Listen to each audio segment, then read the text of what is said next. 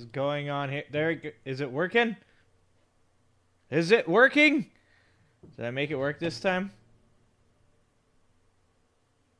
Did the restream actually work? That's the real question. I think it might actually have worked. Holy Jesus. What is up, guys? It is Wednesday. It is live stream time. Get excited. We're going to watch some stuff here. Peachtree, I saw. Saw what you said, Peachtree. Can you guys see anything?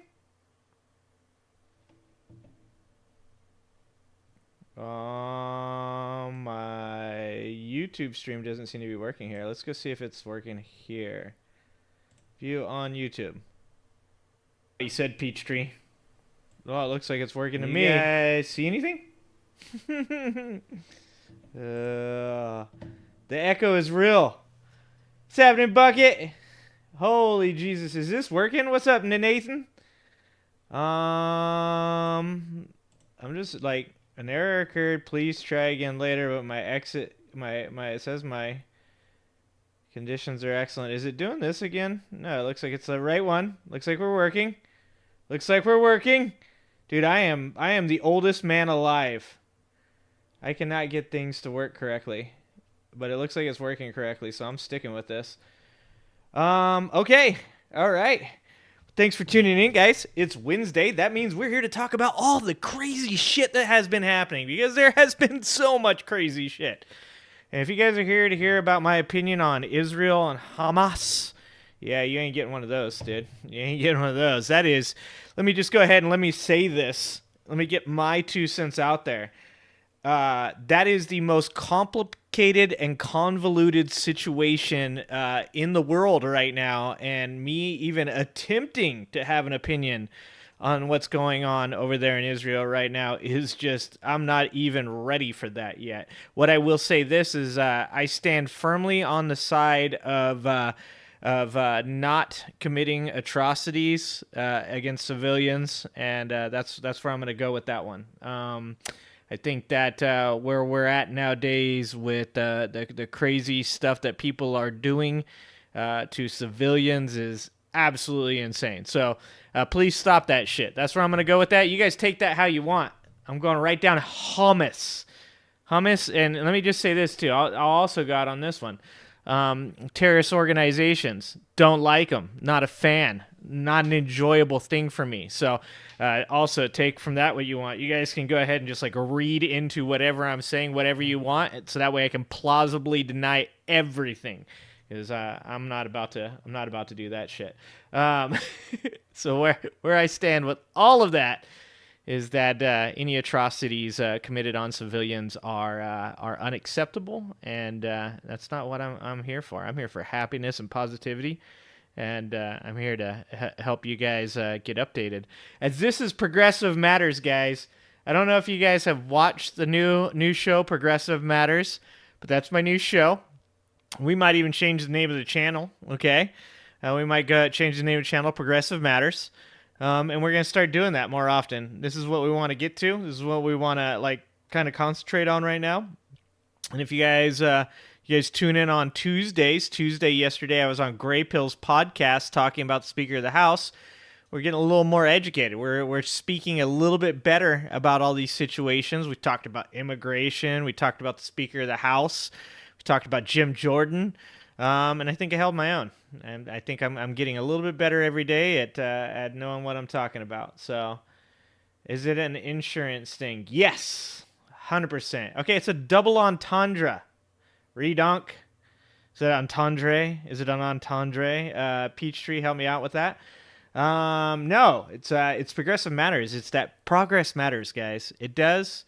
And I may not be the most progressive of progressives, but I'm pretty progressive with my values because I like seeing progress. I like seeing things move forward. I like seeing people getting taken care of. During our discussion last night, somebody disagreed with the billions of dollars that were given to Iran and saying that it was, helping to fund terrorism and all that BS. And let me just say this right now. 5 people were brought home to America that were being held against their will in Iran, and I am happy that that happened. So that's where I stand with those kind of things. You know what? At the end of the day, if that was my kid over there being held hostage, I would pay all the money in the world to see them come home, and I don't care who I'd be paying it to. So I stand with Joe Biden releasing $5 billion or $6 billion, whatever it was. That wasn't even our money in the first place. It was frozen money for Iran and bringing those people home. So I'll take a stand on that one, guys. That's where I'm at because I'm progressive, all right? I'm going to just be saying progressive matters all night long. I want you guys to know that. This is the new thing. I hope you guys watch that video because I edited the shit out of that video, and it is my most professional video I have ever made. It is the exact opposite of every one of these live streams where I scuff them and I curse and I talk trash. It was amazing, and I did a lot of work. So please watch the Progressive Matters shows. They will be coming out more and more often nowadays. I would like to join the likes of the Kyle Kaczynskis, the Brian Tyler Cohens, okay? And Redonk's going to get me there. Okay, awesome. Good job, Peachtree. I'm glad that you agree. All right. So I didn't join Progressive because they're a little more expensive. So yeah, that's probably that's a black mark on my record. Tonight, guys, we're going to take a look at everything but the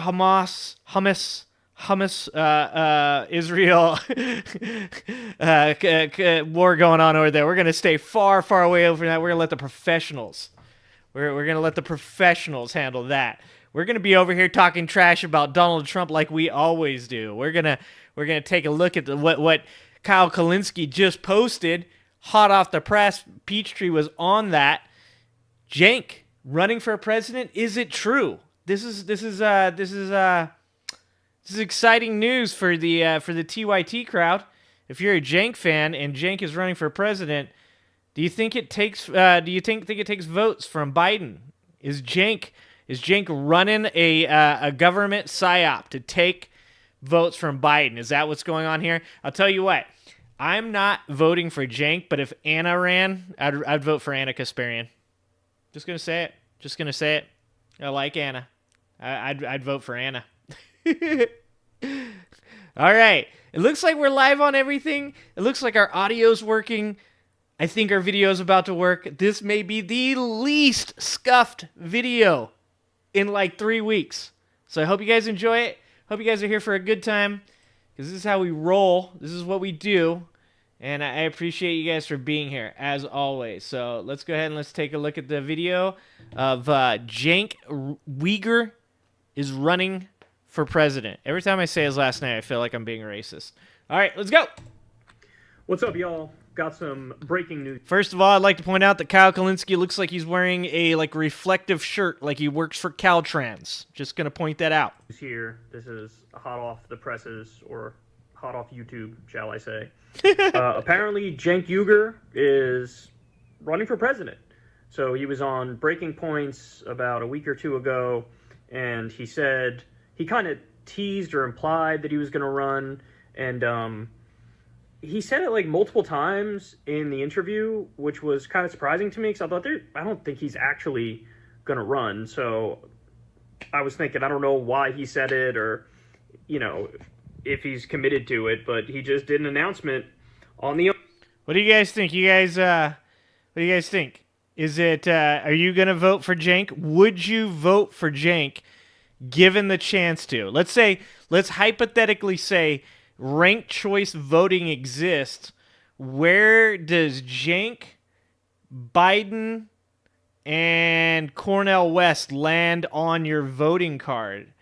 I think I do like Cenk. I did enjoy his debate with Destiny. I thought he had a lot better opinions on subjects than I ever gave him credit for. And considering that this show is now called Progressive Matters, I think I better start becoming a little more progressive. And I think Cenk is quite possibly one of the most progressive guys I've ever seen.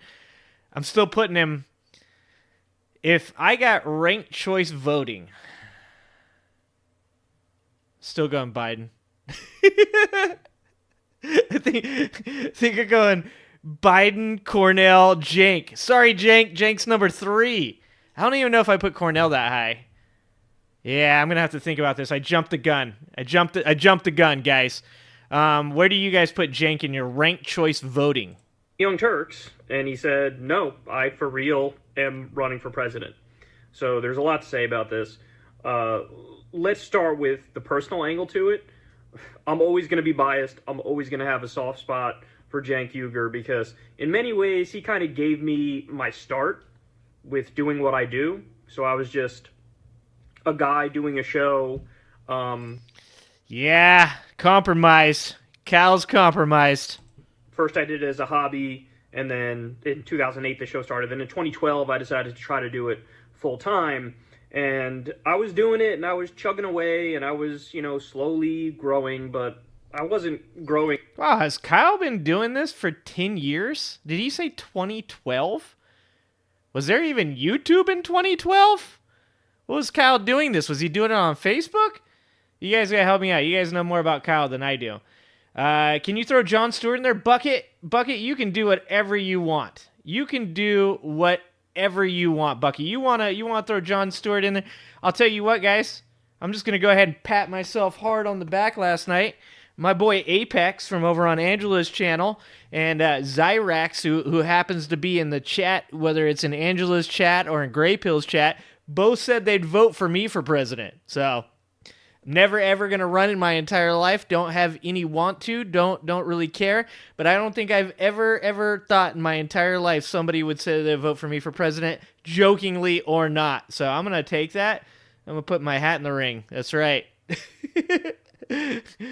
Bucket, Jon Stewart. Jon Stewart wins #1 for me every day of the week. I love Jon Stewart. He may be my hero.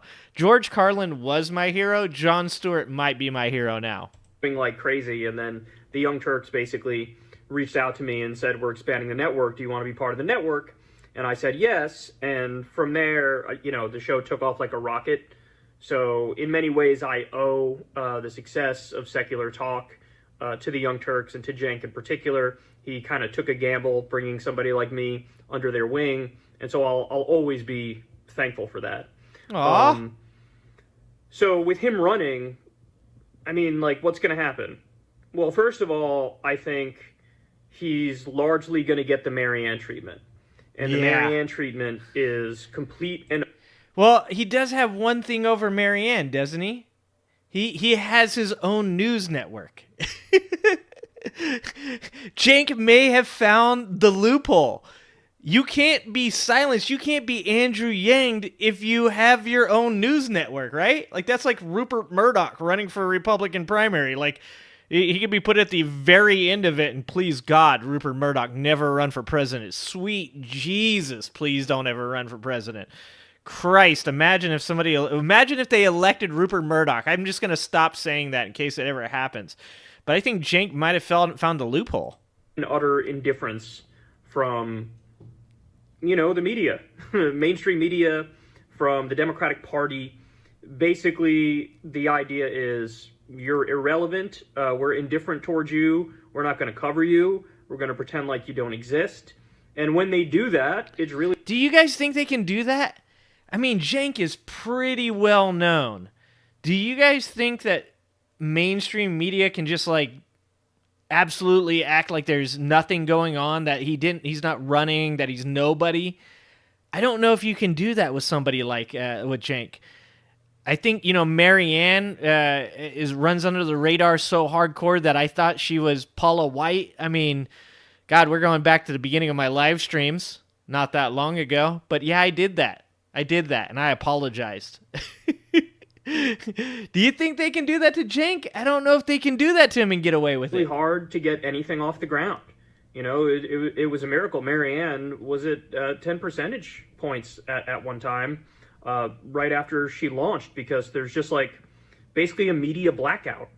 And in some cases it's quite literally a blackout. I mean, we know the horror stories of Marianne had a speech that she was going to give to college Democrats, and then at the last minute the college Democrats got a call, and they're like, yeah, you're not having her to speak. Just getting her events, the plug pulled on various events, being unable to access voter data files even after the Marianne campaign had paid for it. So I mean, they really pull out all the stops to try to destroy you, and that is effective. Dude, that's some dirty shit. Look, I'm not very conspiratorial, but that is dirty, dude. They did that to her? Marianne? Sweet, sweet Marianne? They gonna play Marianne like that? Man, see, this is why things gotta get shooken up. This is why it's gotta get shooken up, and this is why people voted for Trump, folks. This is why. I said this last night. I said this to the Republicans that were in that chat. I said, I really wish Trump would have done the things that he said he was going to do. I really wish Trump would have shooken it all up, because we do need it shooken up. We do need establishment Democrats and establishment Republicans to recognize that they could lose their jobs. I was just saying last night, every one of these politicians need a report card. They shouldn't get to keep their jobs. We need to get money out of politics. That's a jank. That's something that Jank's running on, getting money out of politics. We'll see how long that lasts. And someone said, how do you incentivize politicians to do what they said they were going to do? And the way that you incentivize politicians to get them to do what they said they were going to do is by telling them if they don't, they're going to lose their jobs. It's absolutely insane that 80% of incumbents get reelected. That's because Americans are not educated. Americans don't want to know anything about politics. All they know is that one guy, that's my guy, sure, why not? I don't know what he's done, whether or not he did what he said he was going to do, whatever. Check the box, we're good to go. It's time that these politicians got report cards. And when they get Fs, it's time for them to get flunked and sent back down a grade, okay? Like, this is ridiculous that these guys get to join up to these jobs where they only get paid, $60,000, $70,000, $80,000 a year, but somehow become millionaires. Like, money needs to get taken out of the lobbying. Money needs to stop being this factor that decides whether or not people get to get on stage at debates. And these politicians that say they're going to do stuff need to be graded on that by the American people. Not by, other politicians, but by the American people. And Americans we need to get better educated. We need to work on knowing these issues and speaking to them better. Because all they want you to do is be afraid that things are going to get taken away from you while they say nice and comfortable. Let's see what happens with Cenk. I hope Cenk does it. You think Kennedy might win it, Redonk? Man, I don't think so, man. I don't think he has a chance. You know what's going to happen with Kennedy now, don't you? You know that him running independent just scared the shit out of the Republicans, dude. The Republicans right now are shaking in their boots because Kennedy, if he was running Democrat, was going to steal votes from Biden. But now Kennedy's running independent? Oh, man. He is right in line with the Trumpers. He is right in line. His conspiracy theory background, everything about him, the conspiracy theory surrounding JFK, all of that just appeals so hard to Republican voters. If anything, RFK is going to take votes from Donald Trump. That is such an amazing turn of events in my opinion. Marianne is a good candidate, James. 100% she is. Just not now. I agree with that. If Cenk got more coverage by people like BTC and Rational National, then corporate media will touch on it a bit. I agree with that, Bucket. And this is what we're here for, right? We're here to give people a bit of a look at people like Cenk. Even people like Marianne and RFK. I don't know who the right-wing version of the Kyle Kalinskis and the BTCs are, but that's their job. I'm not trying to do all that. But I can tell you this. There's a rise coming up through the YouTube ranks, through the content creators. And you're starting to see people like Destiny, like Emma, like Vosh, all going to the White House, all joining up and talking to politicians like Ro Khanna, okay? Like, people are starting to get taken seriously, and that's a good thing because we need to shake up our media. We need to shake up politics, and we need to shake up our media, and hopefully I'll get a half yacht out of this. I'm not looking for much lobbying money. Just enough to get like a 7-foot boat or something like that. I don't know. I don't even like boats. I don't think I want a boat. Yeah, I do think that he'll pull some votes from Biden as well, James. But I think you're about to see it. I think you're about to see Donald Trump lose a lot of votes to RFK. Lesser of two evils. Stop saying that shit, Redonk. I hate that. God, I hate that. Wyatt Sharp, James. Good call on Wyatt Sharp. 16 foot? Is that what I'm looking for, Redonk? Dude. I don't know if I can afford a 16-footer. We're going to have to start smaller than that. 7-8 feet. That's the best I got to start. Yeah, Wyatt Sharp, Peachtree. James introduced me to the young Wyatt Sharp, and Wyatt Sharp is amazing. Good kid. Great interview at Vivek with Redonk's boy. And yeah, we're gonna have to take a look at some Wyatt Sharp. What's going on? Yeah, with text Marianne. my wife to ask for water. Marianne and Cenk have very similar, policy visions, and there was a blackout on one. I assume there's going to be a blackout on the other. Now, even if they don't give Cenk the total indifference treatment, which I think they probably will, they could just go scorched earth too. And sometimes negative coverage can help a candidate, but other times it can really bury a candidate. And look, when you're in the position that Cenk is in, I mean, he's been hosting a show full time forever. I mean, for such a long time. And you go back in those TYT archives, and there was a time when they weren't just political. There was a time when it was like half politics, half kind of like Howard Stern type show. And so I think he's trying to say that TYT used to be just like my show. I'm going to claim this now. This is my idea. I did not take this from TYT. I would steal Destiny's idea of playing video games while watching videos, but I have to separate those two because I can't. You guys have already seen me play video games a couple times. I can't concentrate on video games and on politics at the same time. I gotta separate it.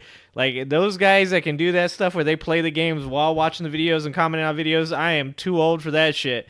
I can focus on one thing at a time. That's all I got.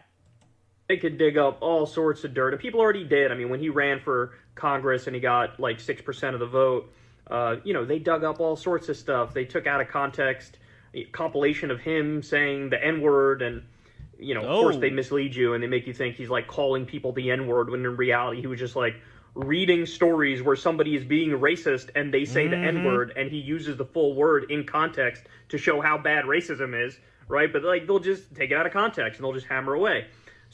And see, that's what I'm talking about, though, right there.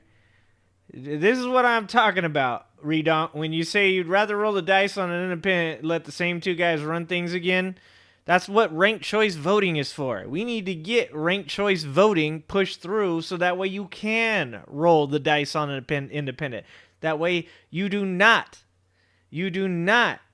have to worry about the lesser of two weasels, like James just said. James, that is amazing, first of all. All right. In 10 years, we could be the next TOIT. Bucky, you coming with me. Redonk, coming with me. James, coming with me. Peachtree, coming with me. We're going to be there 10 years from now. All right. Hold on. Come on over here, sir. Bring it over here. You want to say hi? Say hi to everybody. Hi. No, step in front of the camera. Here you go. Here you go. Yeah, a little bit closer. All right. There we go. This is my son, Logan. Give everybody a wave. Everybody gets a wave. Yeah, wave to me. It's right there, bro. All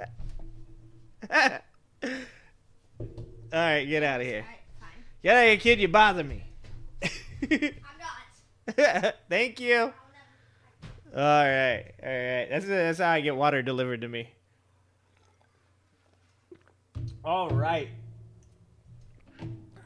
Back to it. I think he's going to run into the same problem Marianne had, a media problem. They'll either be indifferent or they will go absolutely scorched earth on him. The other big problem everybody's talking about is he was born in Turkey. And he has a legal theory that, like, well, actually, it's not going to matter because I'm still allowed to run. But, I think that the courts are just going to flatly disagree with him. And be like, no, you say you have the right to run, and maybe there is some sort of legal theory that is more sound that you have. But at the same time, it's not always the case that the sound legal theory ends up winning. I mean, we saw this with what the Supreme Court tried to do with student loan debt reduction, where they slapped it down. Now, to Biden's credit, he then turned around and said, we'll do it a different way. We'll do it through the Higher Education Act. But they slap stuff down all the time for political reasons. And so for political reasons, they'll probably be like, yeah, you're not a natural-born American, so we're just going to say you can't run. So I think he's going to run into a legal issue, too. I think there will be lawsuits over it where they try to stop him. Oh, Christ. Can you imagine? These people made up some shit about Obama being born in Kenya. Can you imagine what they would do with Cenk? Dude, they would full-on revolt. There would be a rebellion. It'd only be about 3% of the entire society of America, and they'd be real bad at it. But they would rebel real hard. Alex Jones would be their leader, too. And then he also says, like, hey, I'm running. He says he's running to win, but then he also says, what I'm really running to do is get to like 20 or 25% of the vote and basically force other Democratic candidates in the race because he's convinced there's no way that Joe Biden can win. And he thinks Trump is a legitimate threat to democracy, and he wants somebody who can defeat Trump to run. He doesn't want to roll the dice on Joe Biden again. Look, I understand that perspective, and I understand a lot of people feel like it's impossible for Joe Biden to win. But let's be clear, everybody was saying that in 2020 also, that Joe Biden can't win. Yep. And then you know what? He won. So I think like a little more humility on that front is needed because, I mean, I get it. Joe Biden's really old. Everybody sees it. Everybody gets it. Is that going to hurt him? I think so. I think it does hurt him in the polls and with his support. But at the same time, he would be running against somebody with 91 criminal charges against him, who might literally be behind bars very shortly. Yeah. He was just found liable of fraud. This is a guy who says we should suspend the Constitution. This is a guy in Trump who every hand-picked candidate he had in the midterms got draxed. They got destroyed. Yep. You have a Republican Party that, they're responsible for overturning Roe versus Wade. The Supreme Court did it, but the Republicans get the blame. And it's a new reality elections-wise. I mean, something like 24 of 28 special elections that have happened since the midterms, the Democrats overperformed in the polls. Damn. Because the Republicans are bad, that disliked by the American public. So this idea, it's like, yes, Biden's a historically weak candidate, but you can make a good argument Trump is historically weaker. So I guess I just don't agree with his insistence that, like, there's literally no way Joe Biden can win. Like, let's be honest. Yeah, I disagree with Cenk on that, too. Cenk, he seems a little triggered by the whole thing. And I'll be honest with you, I think that he completely over-exaggerates how much of an advantage that Trump has. I think that that's, like, clearly believing that the American people are beyond, coming back, beyond understanding that Donald Trump and what Donald Trump represents is bad for the country. I don't think that that's true. I think that that the American people, I still have a lot of hope. I still believe that the American people do see Donald Trump and all of his felonies and all of his indictments as being a bad thing and a bad look for the country. I still have hope. And I might be proved wrong next year, but I still believe that Donald Trump is going to lose this election, and I still believe that Donald Trump is going to be found guilty next March in that insurrection trial. There's, in my opinion, no way he does not get found guilty in that insurrection trial. So I think that Cenk does over-exaggerate quite a bit when he talks about Biden not being able to win. I would probably be more concerned if somebody else like Nikki Haley were to run against Biden. I think Donald Trump has made his bed, and I think that there's a lot of crazy Republicans out there in an incredibly dysfunctional party that right now can't even elect a Speaker of the House, that just ejected their Speaker of the House. Also, Matt Gaetz could get some FaceTime, okay? That party is dysfunctional. And as my boy Damien said last night, the Democrats have a golden ticket right now. A golden ticket to win this election. And they do not want to snatch defeat out of the jaws of victory. Is that how you say that? Damien stumbled saying it. I'm going to stumble saying it too. But right now where the Democratic Party is and where the Republican Party is just polar opposites. You take people like AOC that came in real hot into politics, that's gained some experience, that's being a whole lot better about what she says and how she does her thing. And then you look to the other side of the aisle and you see George Santos getting indicted. You see Donald Trump getting indicted. You see Jim Jordan, who was pretty much sponsored by Donald Trump for the speakership, being told, no thanks, we'll take Scalise instead. Like, there is some serious dysfunction over there on the right side of the aisle right now. It is real bad. So I don't know that you can sit there and say that Donald Trump is going to beat Joe Biden. I don't know that Donald Trump can beat anybody on the left at this point. I think even the people on his own side are concerned about Donald Trump. None of us know what the fuck's going to happen, right? We should all be agnostic and humble on that front. But he's very convinced Biden can't win. And so one of the reasons he says he's running is I want to get other people in, whether it's Newsom or Whitmer or Shapiro or Tim Walz or... No, Biden does not have indictments. Biden is currently being investigated in multiple cases, including a documents case just like the one in Florida for Donald Trump. He is being investigated. Now, all of this is being investigated by the House.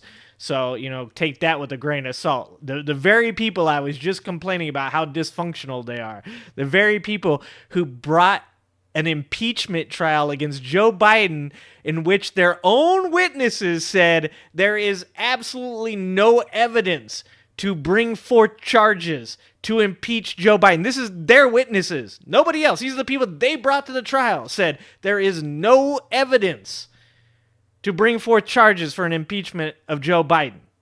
These people. I can't trust shit they say. I don't trust shit they say. There's a couple conservatives over there that don't say shit that you might be able to trust because they're smart enough to know that they shouldn't have anything to do with all the drama and bullshit going on over on the conservative side. No, he hasn't been indicted. Donald Trump is currently the only president or former president to ever be indicted. And to be honest with you, I'm going to be honest with you guys, he's going to be the only one for probably the next 100 years. Because Joe Biden's not going to get indicted. He hasn't done anything to get indicted. You have to go through a jury, a grand jury. The conservatives don't get to do this. They don't get to do what they did with the impeachment. They don't get to just indict Joe Biden. They have to get a grand jury to indict Joe Biden. And then another jury has to then decide to bring criminal charges against Joe Biden. And that's not going to happen because none of this evidence exists. Every time they say there's evidence, every time they say there's a witness, the witness doesn't show up, or the witness does show up and says, I don't have any evidence. You can't make this shit up. They're just bad. They're just bad. Whoever to jump in the race, J.B. Pritzker to for one of them to beat Trump. But look, it'll be interesting to see how it unfolds. I will certainly give fair coverage because I pride myself on being as fair and as objective. We'll as see possible. about that. So we'll see what happens. I'm gonna reach out to him. We'll try to get him on Crystal Kyle and Friends to talk about his run. And yeah, we'll take it from there. But there you go. Big news: Cenk Uygur running for president. Wow. All right. Well, that's some crazy stuff. Hold on. Talking about that. Not talking about our. All right, calm down. Dude, look at that hat. That hat is amazing. I like that the cops are always in the background of all this stuff too. Hey, what's up, DJ? Hi, Logan. Thank you for recognizing the water bearer. That's what I call him, my water bearer. You like my cup bearer, How's the audio? Is it echoing? Because if it echoes, you guys tell me it echoes, and I'll put the earbuds in. I don't always like wearing the earbuds, but I always wear them for other people's shows because I know it can echo. So, if you guys hear an echo, let me know, and I'll put the earbuds in. What do you guys think about Cenk running? That's very interesting, and in a time where there is almost every single day something interesting in the news. That is fresh breaking stuff right there. And I know you guys already follow Kyle. I know you guys already like and subscribe his channel, but I'm going to say it anyways because there might be somebody in the chat that doesn't usually watch. If you have not gone and liked Kyle Kalinski's channel, go and like it, subscribe to it, do all the things you're supposed to do. Yep, Cenk is running for president, DJ. Cenk is running for president. All right. Well, we got other Trump supported videos to watch. I wanted to watch this General Milley thing. Did you guys watch the General Milley thing? So I know that Trump came out and said some crazy thing that implied, as Donald Trump always does, doesn't like to say things right out. He likes to imply things, of course, but he implied apparently that General Milley deserves the death sentence. Why is it everybody that Donald Trump used to have working for him, he either implies needs to be put in prison or given the death penalty or is actually in prison or writes a book about how much they hate him? Like, this man is surrounded by negativity. He is like a walking, talking magnet for negativity. Like, I can't believe that anybody finds Donald Trump in any way attractive, especially his wife. So I wanted to watch this because I know I'm probably going to, this one right here, this is the one that I'll have to like cut out of the actual video because I'm sure 60 minutes will give me that DMCA here. In fact, we better pull up the you're about to get shut down. Let's go ahead and we'll pull that up because that will happen. All right, here we go. Let's see what happens. Imagine how frustrating it must have been. Like, you're trying to be professional. You're trying to do your job. You're trying to, like, you got to act like you like this dude the whole time. I thought my job was bad. I love my job, just in case anybody's watching. That works with me. Can you imagine going to work with Donald Trump every day? He's like the worst employee of all time. Was that a turning point for you as chairman? I think it was, yeah. I realized that I stepped into a... All right. YouTube is yelling at me. YouTube tells me it doesn't want me doing it anymore. So that's as much as 60 minutes as we can watch. So we're going to have to go watch Fellatio Blow. It's the We Are the World. Let's see if we can do this. I think it has Michael Flynn in this, dude. I'm sorry, YouTube, calm down. I got the warning up and everything. There we go. Is this it right here? No, that was 2 months ago. It's a new one. They just got a new one out. My dog is like right outside of my door right now. I can hear him. You can't come in. Where is it? Okay, hold on. I know how to find it. I gotta bring it up over here. Where's my Instagram? Alright, here we go. Talib Kweli, the rapper, he shared it. I can never say dude's name right either, because I'm from the trailer park. Don't judge me. Where is it? Talib Kweli. I can say it. Where is it? Did I have it in a message? Oh yeah, I had it in a message. Oh, here we go. Where is it? Here we go. Oh, boys. You guys are going to love this one.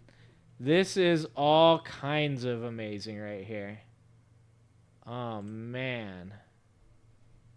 Alright, let's see if I can pull this up. We got copy here. Alright. But then we don't have to give him a YouTube view either. There we go. Okay. Oh, God. Hold on. Time out. Keep it down. Us closer when we fall to our knees. And he'll lift us from the ground so that everyone can see that we never lost our freedom. It's in his glory. You can take all our money. right. We'll watch it again from the start. Dude, this is both the worst and best From thing the of all shores time. of California all the way down to the Keys.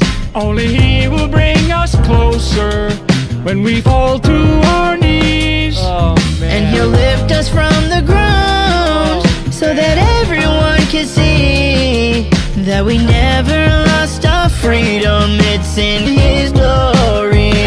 You can take all our money. Oh, man. Nothing like General Flynn with auto-tune. What are we doing in America? Holy shit, guys. Okay, I gotta let my wife's dog in. My wife's dog is like literally like sitting here, like crying at the door. What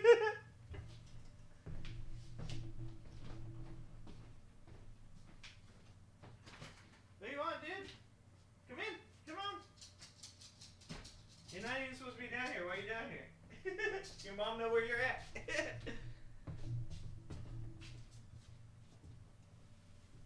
All right. Whiny dog inside now. All right. Yeah, Wyatt Sharp, right? Wyatt Sharp. Wyatt Sharp. I already subscribed on my other one. Don't tell me Wyatt Sharp's talking about Israel. I can't watch a 14-year-old talk about Israel. He probably knows more about it than I do. I don't know if I can have that in my life, just getting like absolutely owned by a 14-year-old on Israeli politics. Let's see here. He had a one-on-one with Justin Trudeau. All right, Peachtree. That was 2 years ago. How old was he when he did that? 12? Yeah, sorry, Jessica. Dude, that was like, I don't know why things like that even exist. Full of people they hate for votes. Yeah. Oh my God. I can't. Yeah, good job judging them, Peachtree. That's important. You guys crack me up so much. Oh, here we go. Let's watch this. Joining me now is Kaivan Shroff. He is a Democratic political commentator and senior advisor at the Institute for Education. And Joe Walsh, who's a former Republican congressman. Thanks to the both of you for taking the time. Great to be here. Thank you, Wyatt. Oh, wait. So, Joe, I want to start out perhaps with you and look at some of what's been taking place with this battle for Speaker of the House and with Kevin McCarthy being ousted from the role. Ousted. Some of the people who voted to Ousted. oust Kevin McCarthy, I'm thinking people like Matt Gaetz and Nancy Mace, their messaging has been fairly consistent over the course of the past couple of days. They're saying... Dude, Matt Gaetz, Nancy Mace, Marjorie Taylor Greene, Lauren Boebert. There is no chance that we have a Speaker of the House within the next few days. Like, it's going... How many votes, guys? How many votes? It took, what, 16 or was it 18? Was it 16 or 18 total votes to get McCarthy in?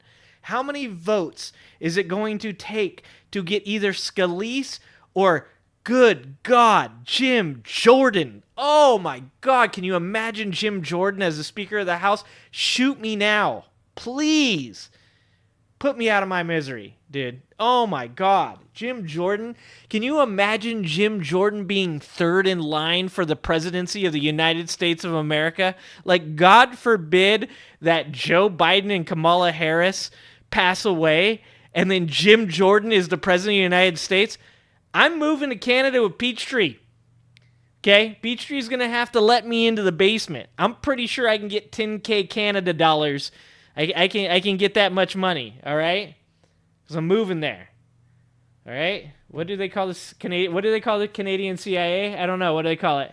Give it to me. Give it to me, Redonk. Saying that they feel as if the GOP establishment is out to get them. But at a time when Republicans are becoming more and more the party of Donald Trump, are the Matt Gaetzes and Nancy Masons of the world, are they not the establishment themselves? Wow. Donald Trump is the establishment. This is Trump. No, don't say things like that. That's so hurtful. Trump's party. Jim Jordan and I served in Congress together 10 or 11 years ago. Oh, Christ, we I were can't the trust this crazy, extreme Tea Party guys. That's changed, right? This is the MAGA party. This is Trump's party. That's not good for America, but that's where Good this job. Republican That's Party a good is. thing to say.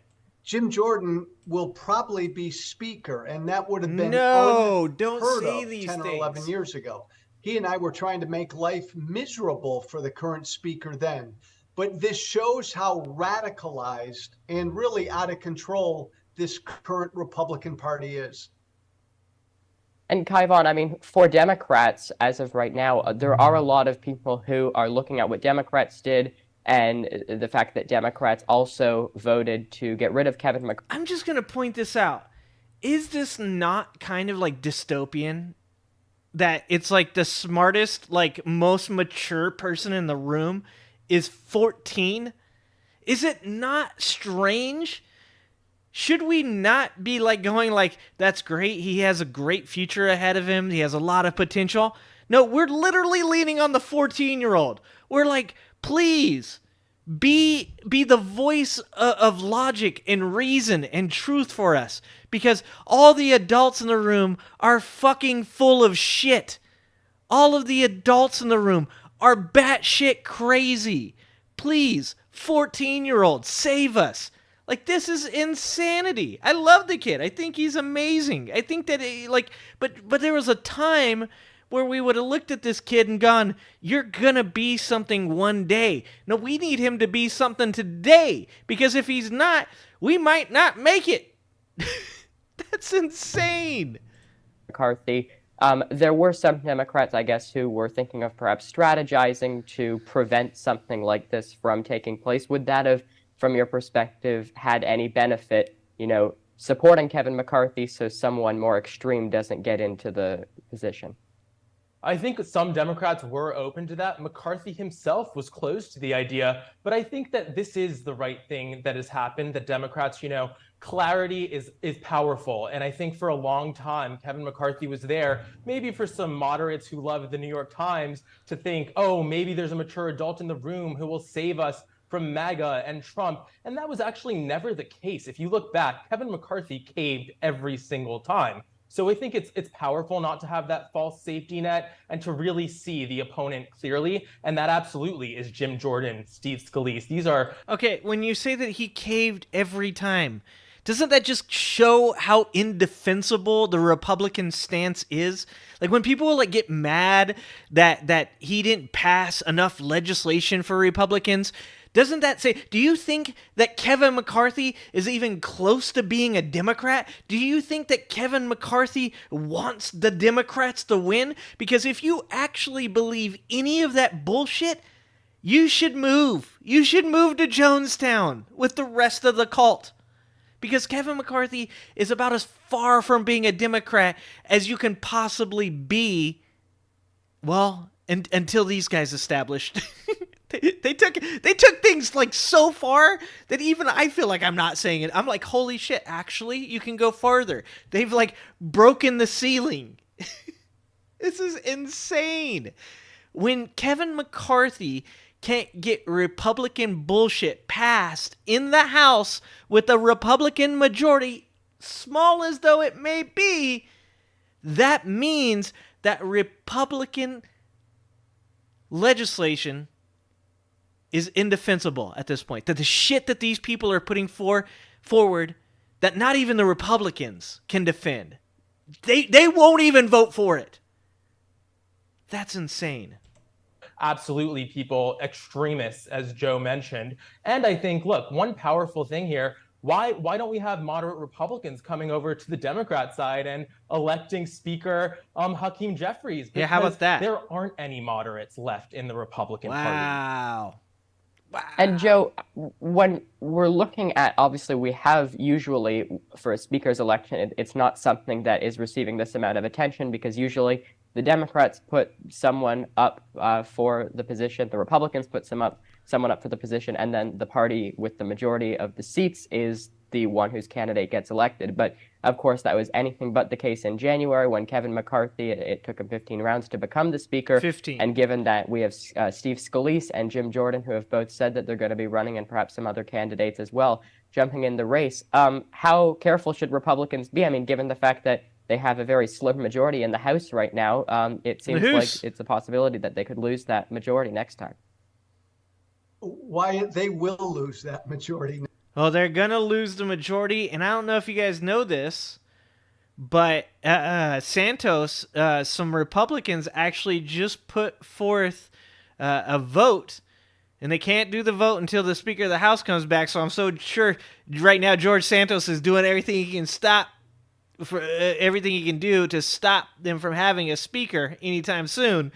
But as soon as he comes back, there is a vote on the floor that is going to happen that has been put forward by other freshman Republicans, not Democrats, by other freshman Republicans to have George Santos ousted from Congress. The same thing with Matt Gaetz. Multiple Republicans have said they are in favor of having Matt Gaetz removed from Congress. Republicans want Republicans out. They don't even want their own people. The only person on the left that at any point in the past 2 years that anybody has wanted out is Menendez, the guy who was caught with gold bars in his pocket. On the right side, there's multiple people for multiple reasons that are all going to get ousted by their own people. They're willing to lose seats. In New York, if George Santos gets removed from the House, it is most likely going to get won by a Democrat. That's how bad it is over there. They want their own people out, and they don't care if they lose seats. It's insane. Next time. Look, let's be clear, and I say this as a former Republican member. I think the Republican Party in the House screamed loud and clear to the American people this week. We are incompetent. We have no business control in the House. Please put the Democrats back in control of the House after 2024. And I think that's what the American people are going to do. Look, this is Wyatt. Remember this. The vast majority of Freedom Caucus people voted for McCarthy. The vast majority of the hardline MAGA people voted for McCarthy. Mm-hmm. This was Matt Gaetz and a handful of others, really led by and driven by Matt Gaetz. This was all about Matt Gaetz. Nobody else does this. So now we have to add another splinter to the Republicans. We already had the Trump supporters. We already had the QAnon supporters, which are different than the Trump supporters. And you already had the moderate or traditional conservatives. And now you have, don't forget the Freedom Caucus. Who the fuck knows who they're voting for? They seem Trump. They might not be Trump. They seem like they're just for themselves. And Matt Gaetz is the head of it. Or at least he's trying to be right now. Can it become any more splintered on the Republican side of the aisle? That is, right now, it's like a grenade got tossed into the Republican Party named Donald Trump, and he just exploded all over their faces. None of the other seven do this. This was about Gaetz, branding for Gaetz. But it's done, and I think you're still going to have a long, drawn-out fight next week. But with Trump's endorsement, I think Jordan probably will be the speaker. Nope, he lost that one. And Kaivon, how difficult is it, given the fact that right now it's looking like Matt Gaetz and some of the people who voted, because keep in mind, obviously McCarthy is no longer the speaker, but it was most Republicans did vote to keep McCarthy in the position, and as Joe said, it was a slim amount of people with Matt Gaetz kind of leading the charge. But what is the future from your perspective for some of these people who voted to oust McCarthy? People like Matt Gaetz, people are floating the idea that perhaps he could be removed from the Republican conference, and potentially his future in Congress is limited. What are you expecting on that front?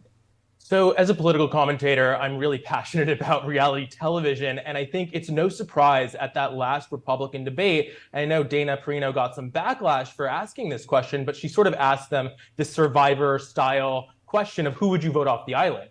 And I think some people balked at that, but that really is what the Republican Party is today. Yep. That's why, by the way, I mean, these people aren't even competent enough to set up the debate to have the speaker debate. And so they were going to have this Fox News debate. It just got canceled in the last hour or so. But I absolutely could see Gaetz getting kicked out. But how disgusting a reflection on his colleagues that they had all this information this whole time, and until it's convenient to them, they're going to hold these sort of gross, him showing videos of underage people, perhaps, that he may have had relations with, all this nonsense they want to. Yeah. Name one other candidate. Name one candidate on the Democratic side right now that has shown inappropriate videos on the House floor to other politicians. I'm sure there's ones that have done it, but we don't know about any of them because Matt Gaetz is that bad. Matt Gaetz is literally the guy at work trying to show you porn on his phone.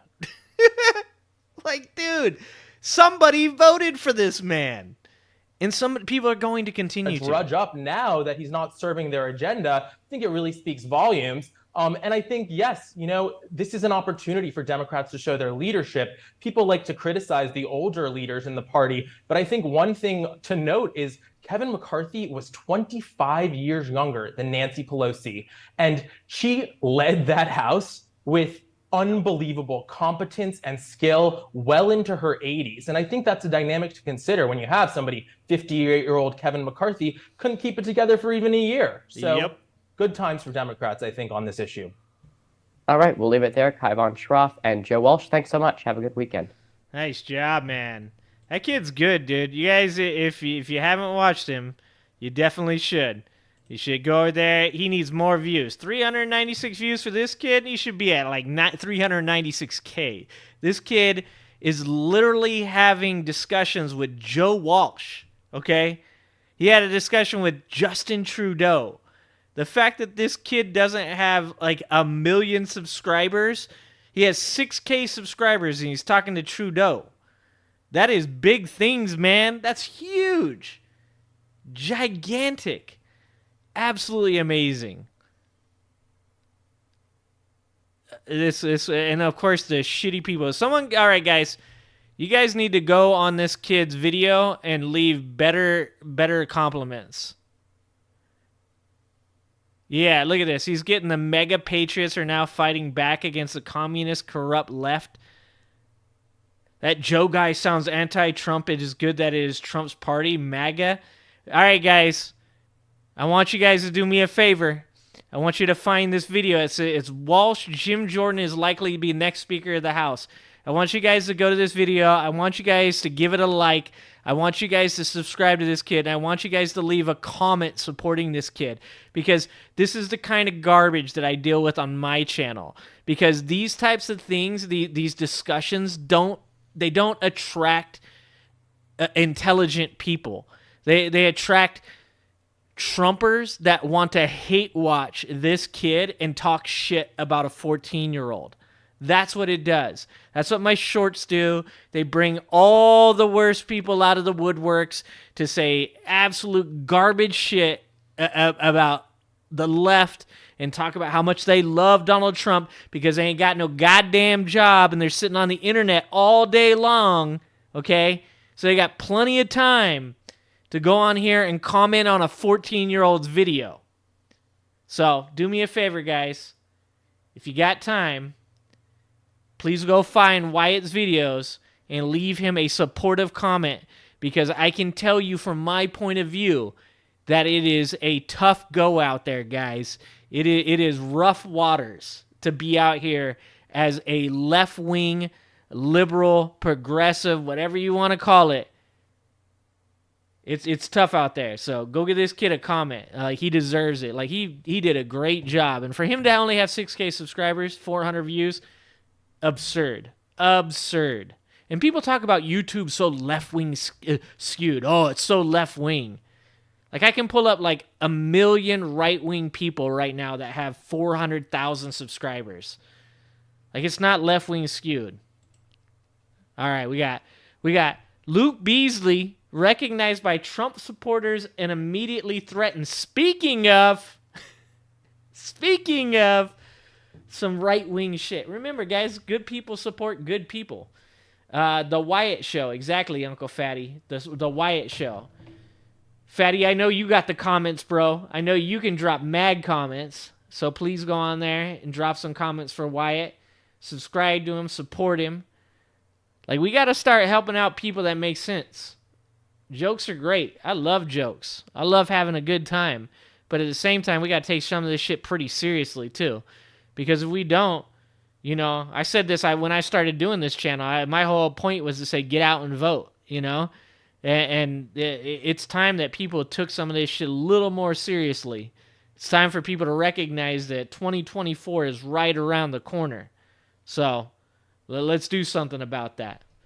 All right, let's watch our boy Luke apparently getting threatened by the very people that I'm talking about. The very types of people that are going on a 14-year-old's channel, okay, and talking shit. Here we go.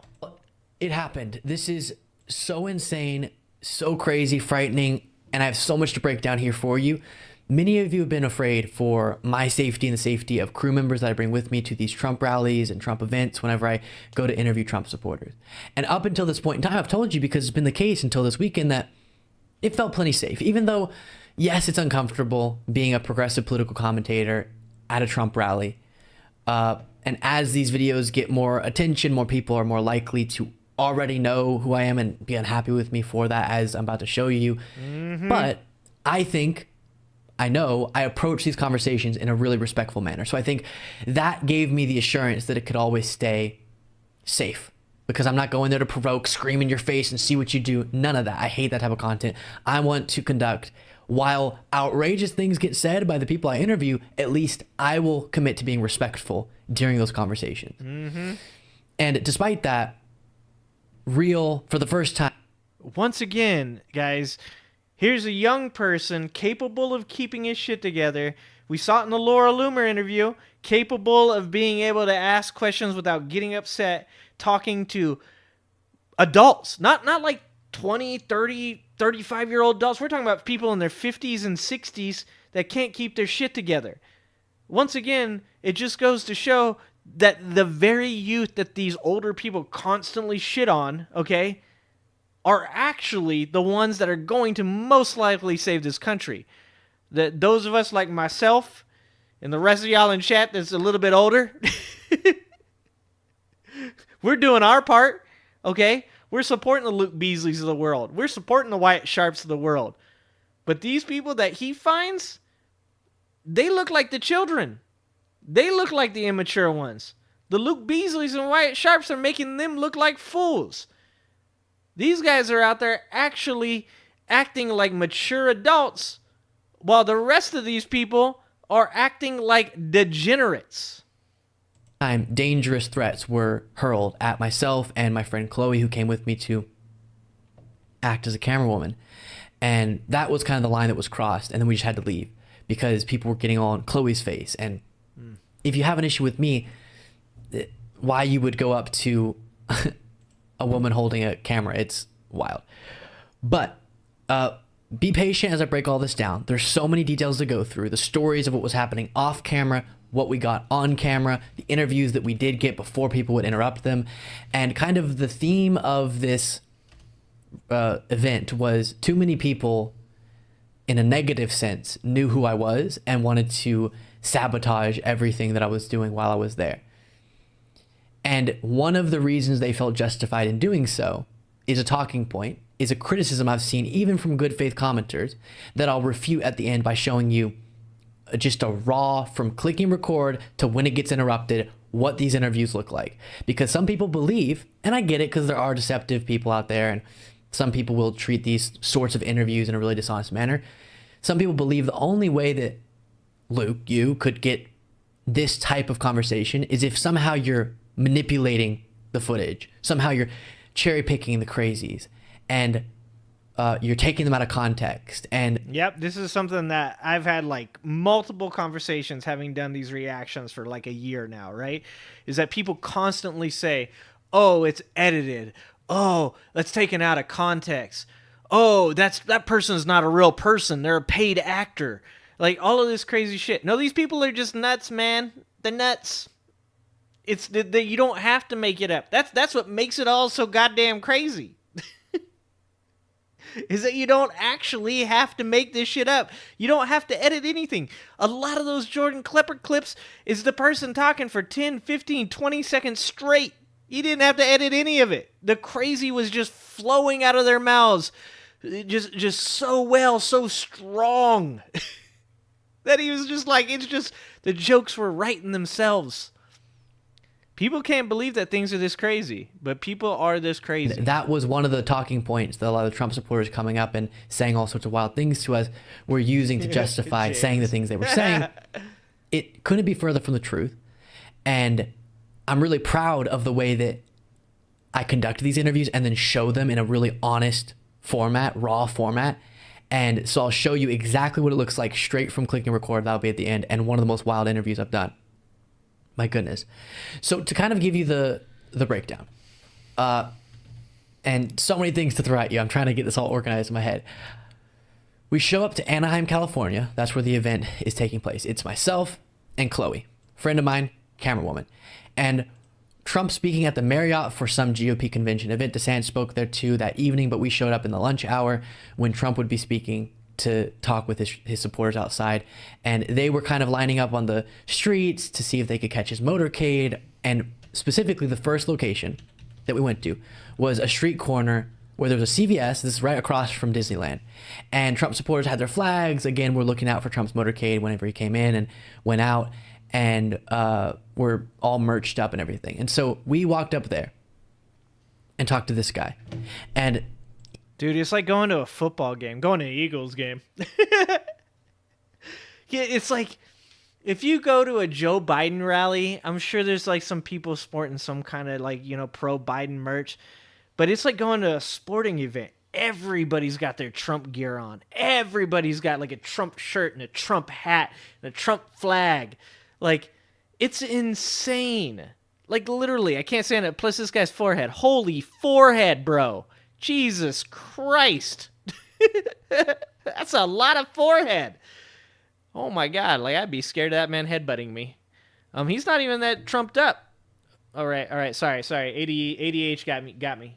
Immediately, after only 3 minutes, I think, of talking, it was interrupted by two people who knew who I was, and it was their mission to prevent me from having this conversation.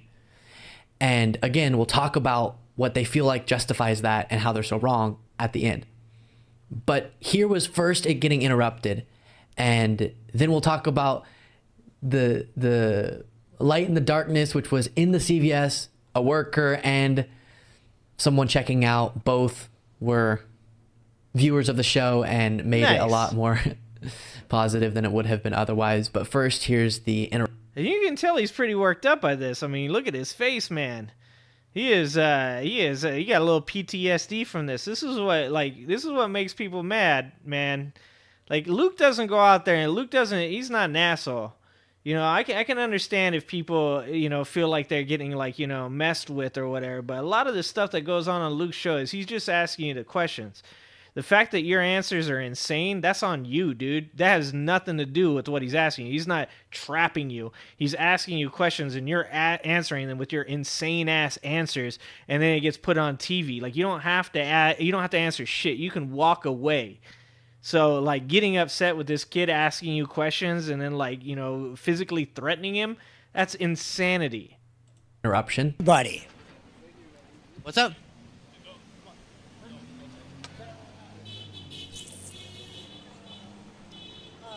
What did you say? So he's just instantly unhappy with me. From our conversation, it just makes no sense. How could you instantly feel wronged by whatever he said? I don't know if it was he's a liberal or he's going to take it out of context.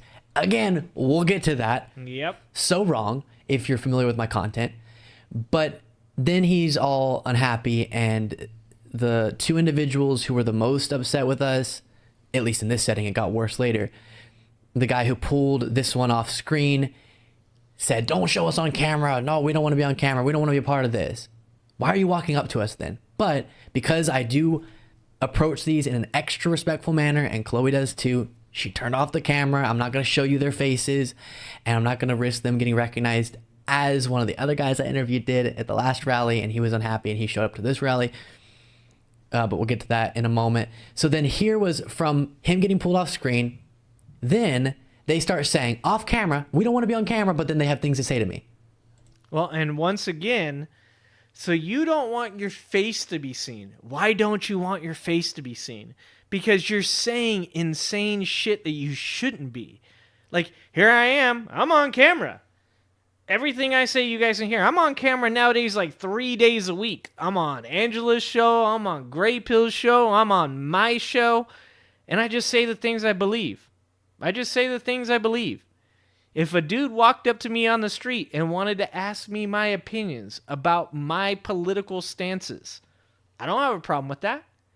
You know why? Because I'm not nuts. I'm not insane. I didn't join a cult. That's why they don't want to be on camera.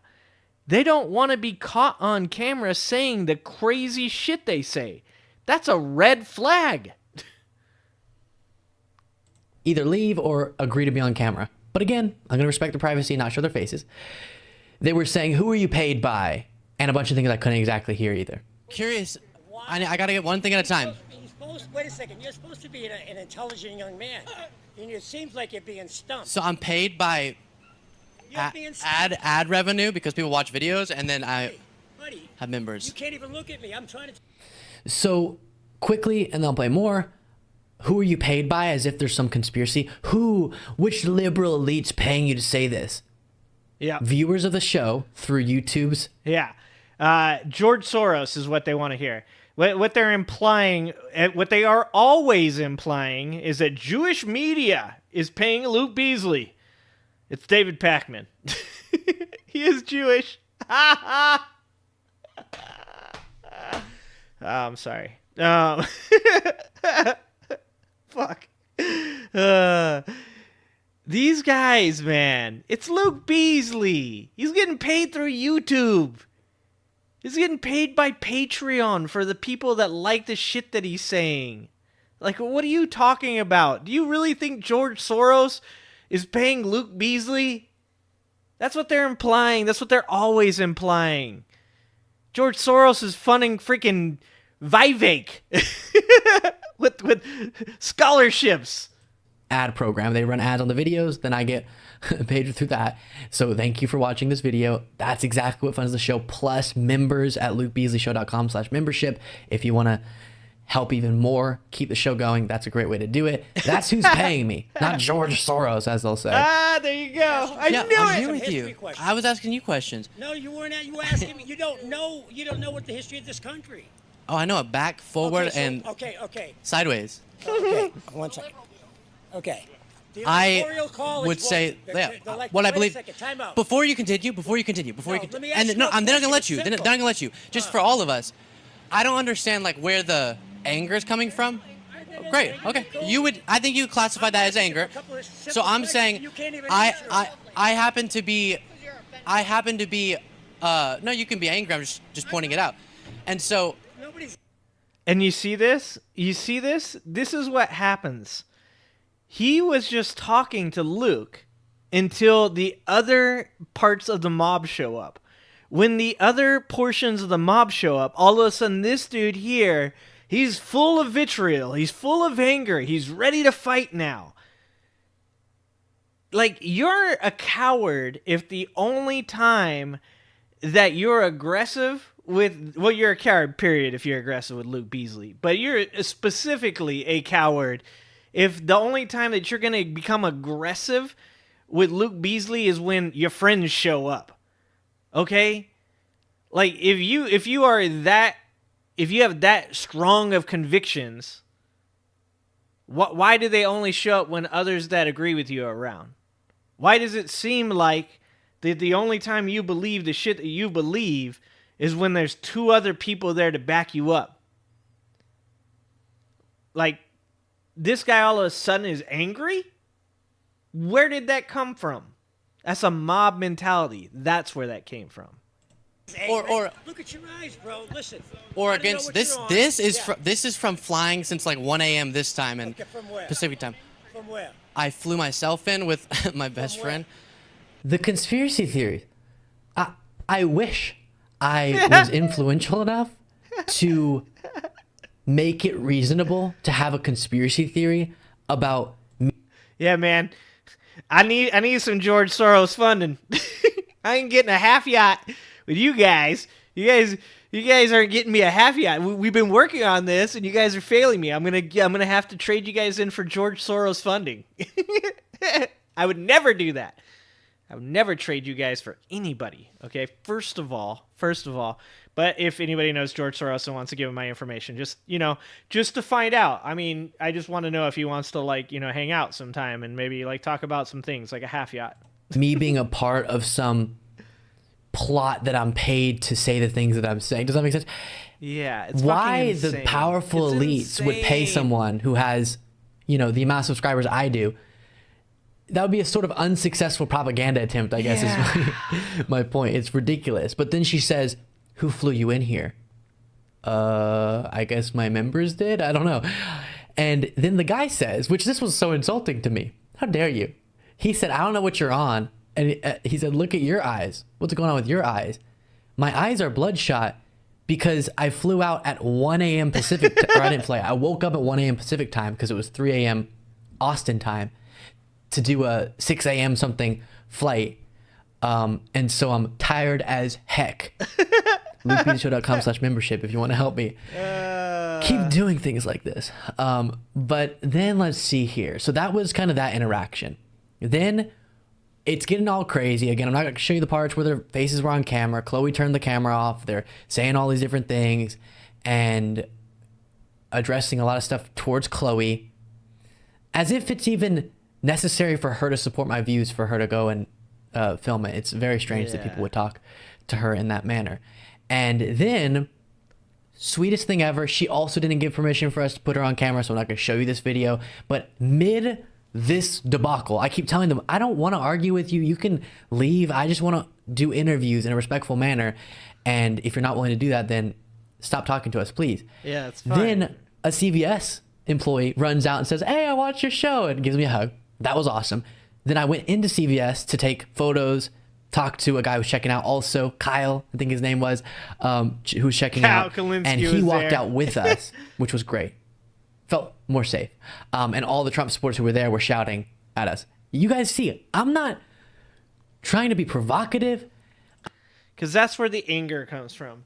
Because all of the anger comes from the other side. Like, we were just talking about this last night. On the left, they're trying to appeal to equity. On the left, they're trying to appeal to people that want to see people grow and progress and be progressive. Now, you can agree with those things or you can disagree with those things, and that's perfectly fine. But that's who they're going for. That's who they want, right? On the right, they're appealing to people's anger. They're appealing to people's hate. They're appealing to people with vitriol. They want people to get so upset about all the things that they should be afraid of. And this is what you get from that. That's what you get from that. Is a bunch of people so angry and so conspiracy minded that they can't even talk in an interview to a person like Luke who isn't even combative. This isn't Mehdi Hassan. This isn't somebody from CNN or MSNBC.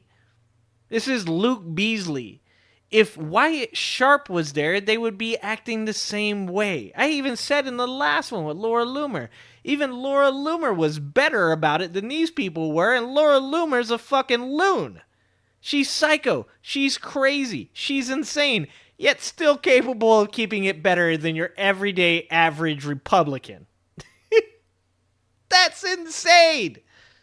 I'm not trying to be rude. I like talking with people way on the other side in a respectful manner. I think that's interesting. So Harlan Crow, good call, DJ. Harlan Crow. You're a piece of whatever. As we're walking out, was definitely uncalled for. Night, and Peach. Kyle, Appreciate viewer you. of the show, stood up for us in a way that I wanted and gave them a symbol with the hand, I'll say. Now, then you have, just to give you more of a kind of aesthetic sense of the mayhem that was going on this entire time, what we were dealing with as I was trying to interview people. The dude has a Conor McGregor quote on his shirt. I love Conor, but you know how crazy Conor is? You're literally using an insane Irishman's fucking quote to be like you're somebody, dude. Look at this dude. Holy Jesus.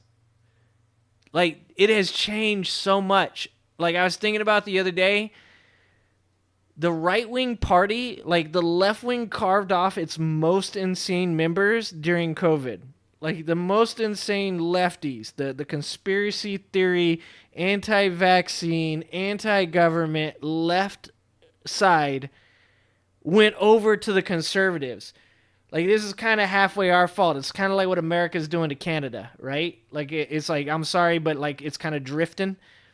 Like, the insane people on the left, and I saw this personally because of where I work, the insane people on the left defected over to the right. And that's a good thing for the left and for liberals. And apparently it was a good thing for the right because they just embraced that shit. They're like, come on over, we've got cake. Because this dude looks like he could have been on the left 3 years ago, 4 years ago. And now he's wearing a goddamn, what is that? What do they call those shirts? Thin blue line shirt with a Conor McGregor quote on it. Okay, bro. Or are softer on their talking points about this. It's hard to keep my point straight. Yeah, it's okay. So that was that. Then you have, this is bonkers. Jesus Christ. A guy who I've interviewed in the past.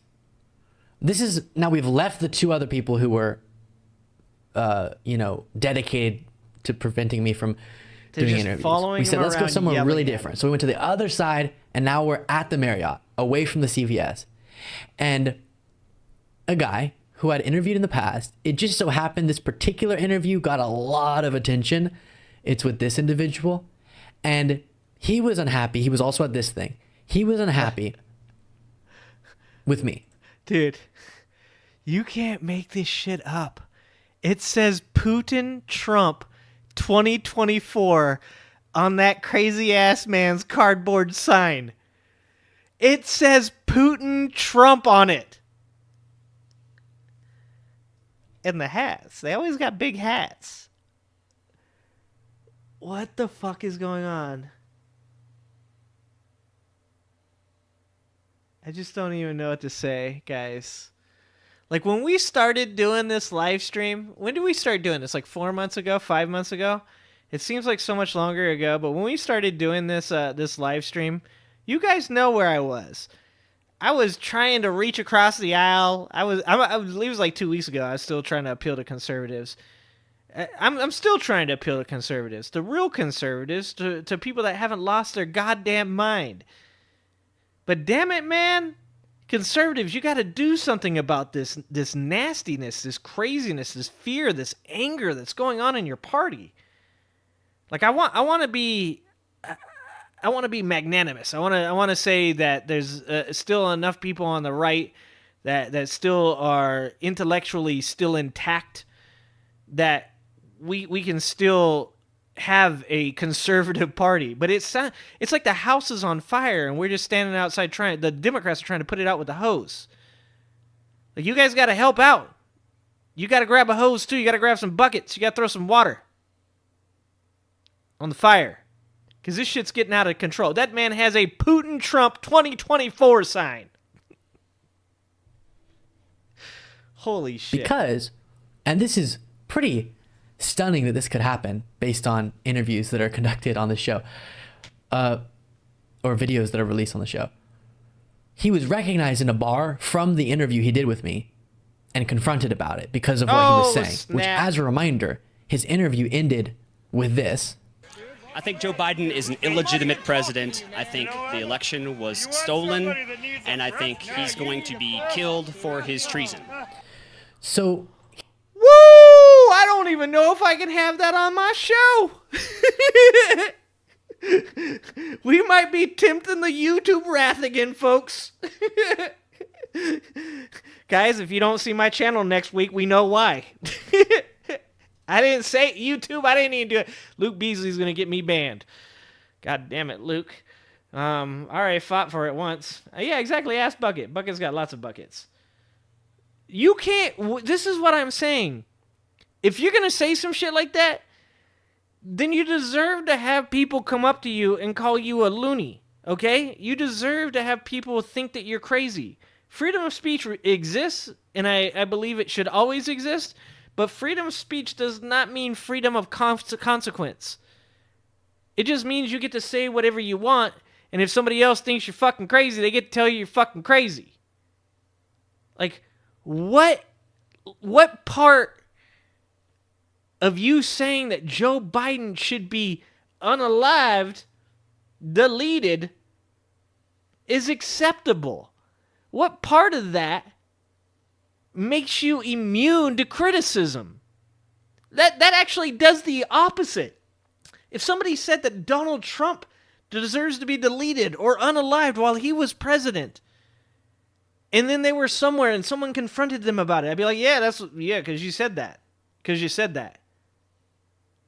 Like, you are going to get pushback from saying things like presidents of the United States should be deleted. He felt like I took him dishonestly out of context because he said kill Joe Biden. Or no, sorry, he didn't say that. He said Biden's going to be killed for treason. You said that. Now, I just showed you a few seconds, but this entire minute I've showed in full in the past. We can play it again if we have time in this. There's the police again. There's always police like a couple feet away from these people. It's like they know.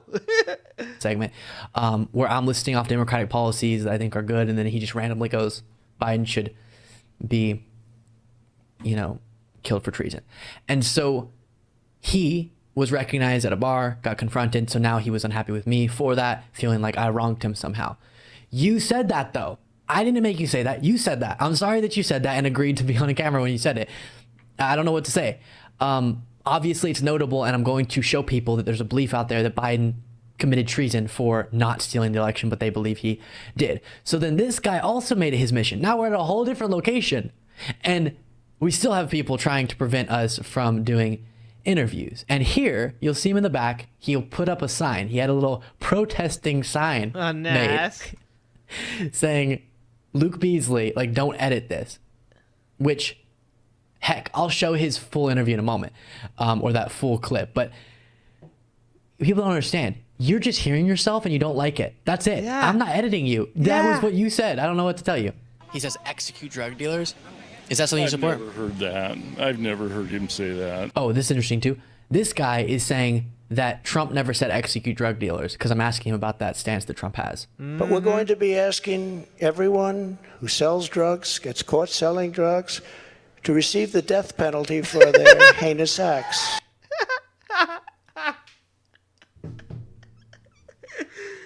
Oh my God. The fact that they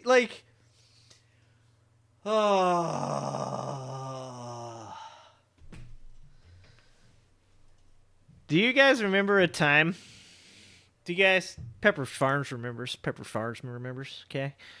You guys remember a time when somebody said some shit and you could look that shit up and it's not what they said? It's not like that anymore. You're like, this motherfucker said the most insane shit that you could possibly believe. And you're like, no way he said that. And then they just pull up a clip of him saying it. And you're like, oh, he said that shit. There was a time, guys, when people would say that people said things and we believed it and we were wrong. We were wrong.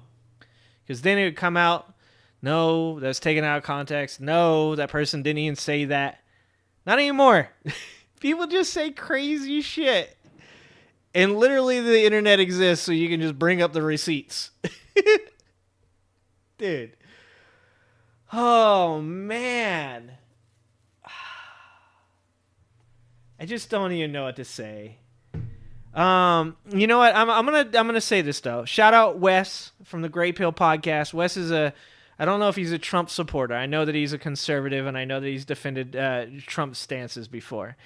Wes is a good dude, and he's had some conversations with me where we 100% disagreed on many things, including immigration, to whether or not Trump was a good president, or whether or not Jim Jordan is full of shit.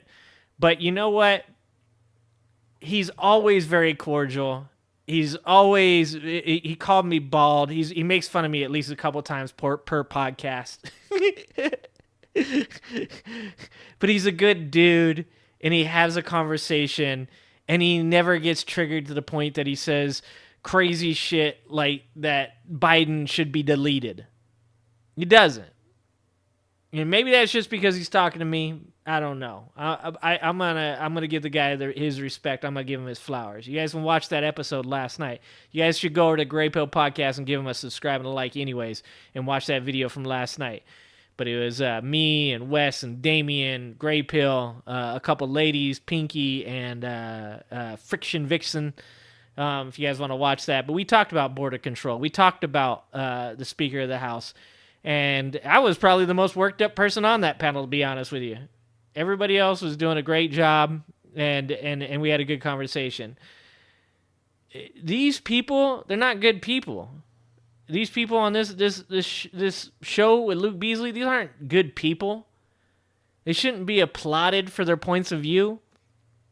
Like, they should be told that what they're saying is insane, because it is. Because we don't need people like this. The Republican Party doesn't need people like this. They're destroying their own party by allowing these people to speak for them. Friction Vixen. That was her name, Redonk. I'm not making it up, okay? She was from Oakland, bro, so we got love for Friction Vixen, okay? Shout out Friction Vixen. Go Oakland. I've never heard him say. If he did, would you be supportive of it? I'm not I wouldn't support executing anybody for anything like that at this point. I mean, that's a whole different kind of a thing. Yeah. No, I mean, but at the same time, I don't. I believe that we need to do things, that are going to be for America and for Americans. And so, what the fuck was on that? its own, it's interesting that this guy would say Trump never said that, or I don't think he said that. Stop I would it, support fatty. that. I showed you the clip. Trump has said that about executing drug dealers, which is quite the policy stance to have on how to deal with that issue. But then, because I guess the sign didn't work, and makes me so mad. I'm trying to stay calm. Makes me so mad that that's the allegation. Because look at Luke Beasley getting mad. Like, that's the maddest that you've ever seen Luke Beasley get. Just like I'm about to say some mean stuff. Like, he's a good kid, man. Show me a kid on the right. Oh, wait, Ben Shapiro. Little bro is the best they got on the right, man. Little bro. That's the best they got. Yeah, let's not talk. We can't talk about burritos, Fatty. Did you see? You saw? Yeah, you made a little thing off of it. You saw that thumbnail I created, Fatty. That thumbnail is a masterpiece, Fatty. Because I went up to that guy. I forget his name, but the guy I talked to about Democratic policies who responded by saying Biden should be killed for treason, or he's going to be. And Chloe and I stood with him, microphone off, camera off. We weren't trying to do any interview or anything because he didn't want to do it. He said, don't show any more videos of me. Okay, I'll respect that. But then we had a private conversation. And in that conversation, I say, here, I can pull up for you the interview we did. Tell me where I edited. There's no edit there. It's a whole minute of us talking, and you just don't like the way that sounds. I'm sorry. You should think about 100%. Look, guys. Look. Sometimes I watch my own videos. I watch that shit, and I'm like, that's kind of a bad take. Yeah, I don't like that. I don't like the way I worded that. I don't know if I even believe that anymore. That's acceptable. But I have to watch it, and I have to agree that was me, unless I live in some kind of weird-ass alternate reality. Okay, you have to analyze your own bullshit, because we all have our own bullshit. We all say things. I guarantee just last night in that conversation, Pinky tripped up and said some things that I thought were conflicting and hypocritical. And I called her out on it, and you know what? She got a little upset, and she was like, you know what? If you're going to talk over me, then I'm going to leave. And that alone was enough to make me stop and analyze my own behaviors and say, okay, actually, I'm sorry. And I apologized right there. I said, I'm sorry for talking over you. I need clarification on something you said. And in the heat of the moment, when you're talking about things like immigration, you get a little worked up. But that doesn't make it okay to like talk over the person. It doesn't make it okay to make another person that's just trying to make a point about something that is debating or discussing in good faith, to make them feel as though they're not heard. So I apologize for that. I'll apologize again right now. I'm sorry. Like, that's not... It's okay to see the things that you say and not agree with them later on. It's okay to understand in the heat of the moment that you said something or did something that you shouldn't have done. And you should apologize for that. And you should recognize that these things happen. But if you don't, you never grow. That man said some insane shit. Some shit that should probably get him taken to a therapist. Let's be honest. If I said that shit to somebody at my job, I would be fired. If I said that in public and people were to come up to me and chastise me for saying it, it would be deserving. About changing your views. And then in that conversation, he goes, okay, yeah. I'm pretty sure he conceded there was nothing there that we did wrong. He just didn't like that that was the part of the interview we selected. If you say the President of the United States is going to be tried for and killed for treason, yeah, I'm going to talk about it. That's crazy.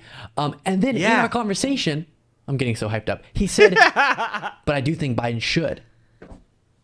So then that's exactly... Wow. You stand by what you said in that clip, so stand by it in the bar when someone confronts you about it. Yeah. That is crazy that someone confronted you about it. Wow, but I'm sort of sorry for that, but not really.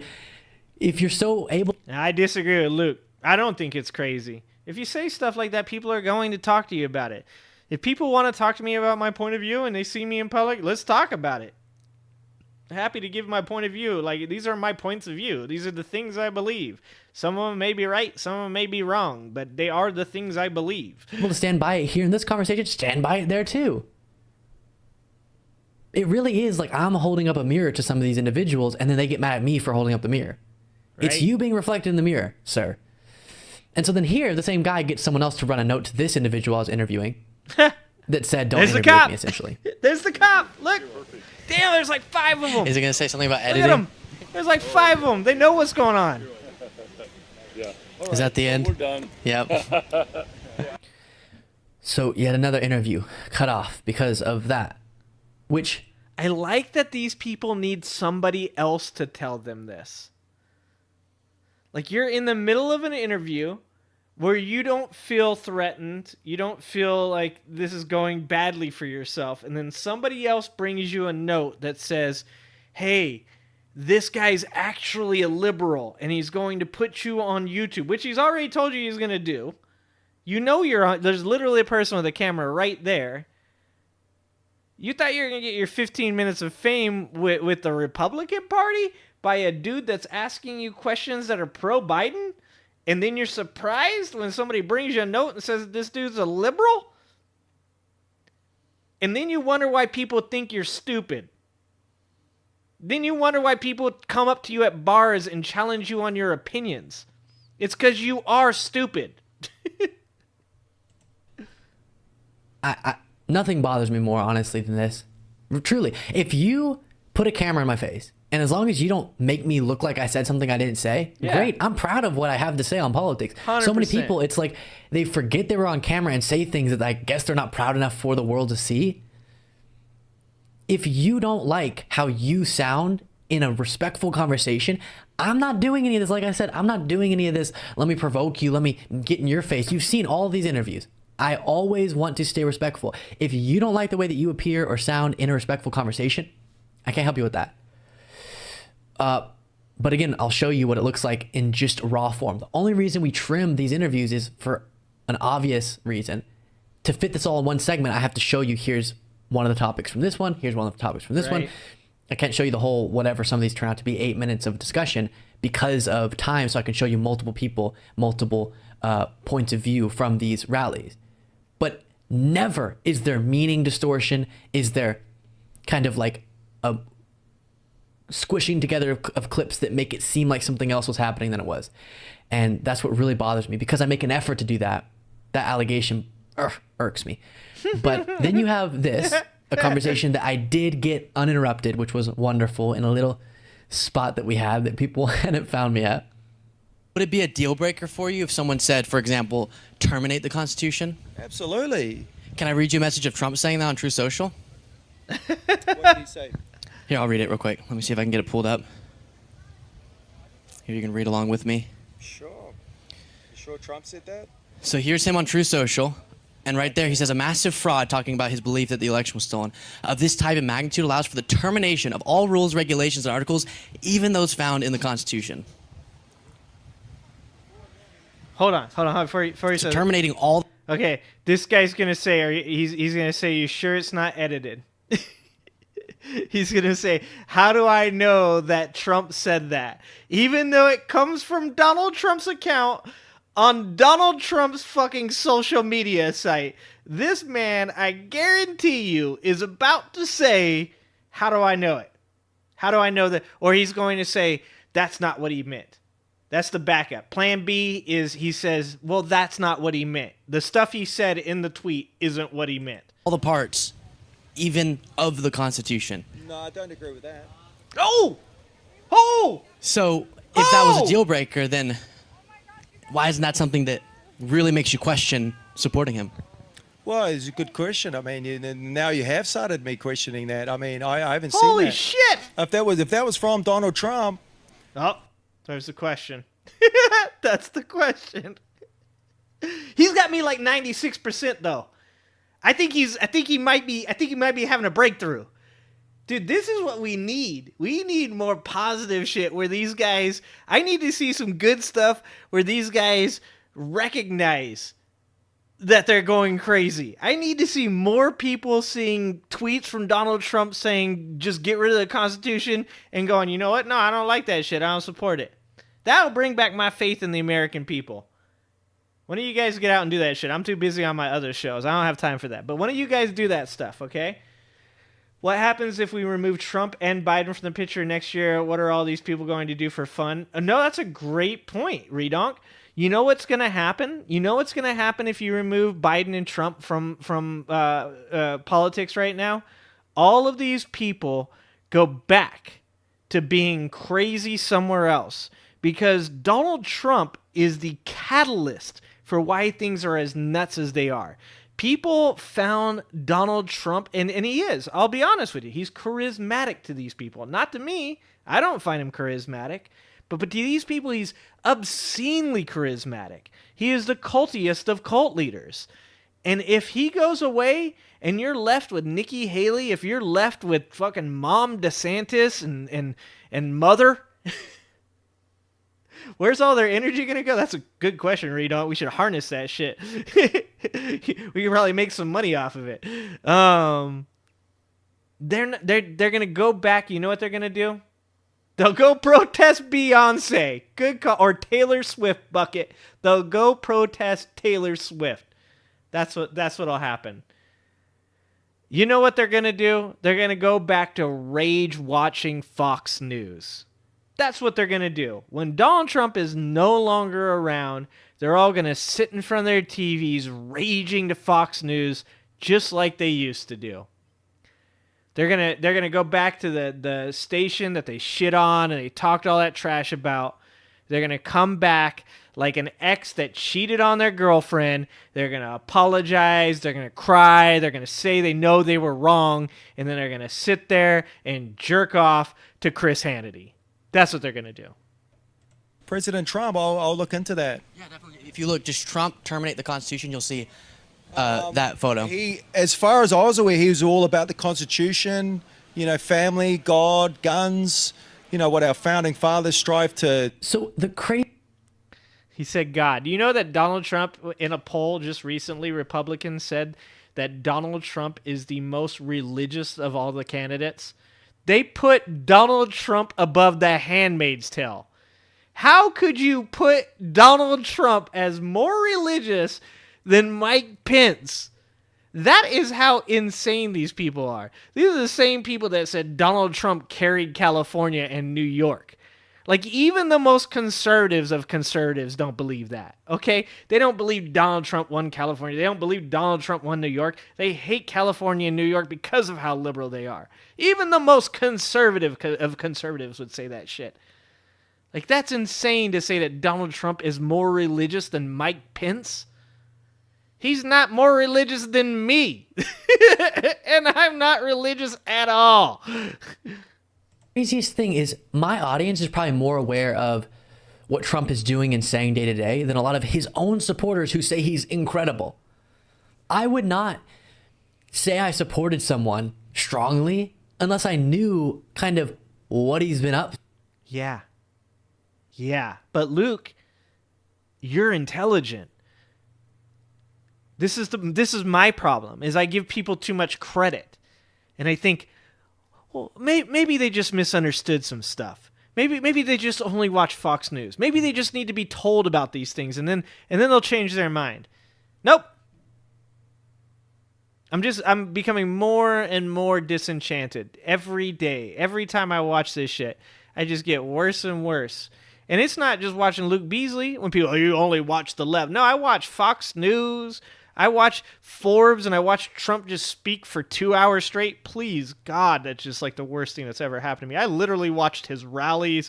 We watched the primary debates. You guys are here with me. You guys can vouch for me. It's not just left-wing media. It's watching them actually talk. That's what's destroying like my faith. Let's see what you guys are talking about. You guys are having fun here. Next 2 weekends, I'm hooking up with Peace Dozer. That's my boy. He doesn't even know he's my boy. Ginger Love. Live single takes in my uncle's cow pasture. Fatty, you can tell him that I love that video. That is one of the most amazing Ginger anthems of all time. Love it. Trump hates the same people his followers hate. That's why they love him. Spot on, DJ. You are spot on as always, sir. If Trump and DeSantis had a kid like DeVito and Arnold and twins, Trump's energy, DeSantis mommy mode comfort, unstoppable. Dude, but does he have that cringy smile that DeSantis has where he looks like he's about to seizure? Dude, that is the worst. Oh my God. Taylor Swift has over 100 million followers. She could run for president and win. No doubt, James. And this is how dumb these people are. Is they come out and talk trash about Travis Kelce, who's playing for the Super Bowl champions, God damn it, Super Bowl champion Kansas City Chiefs for one of the most popular football teams in the world right now. And Taylor Swift, who we all know has more fans than Jesus, okay? And you're going to come out and you're going to shit on them? These people, they have the worst, like, marketing planners of all time.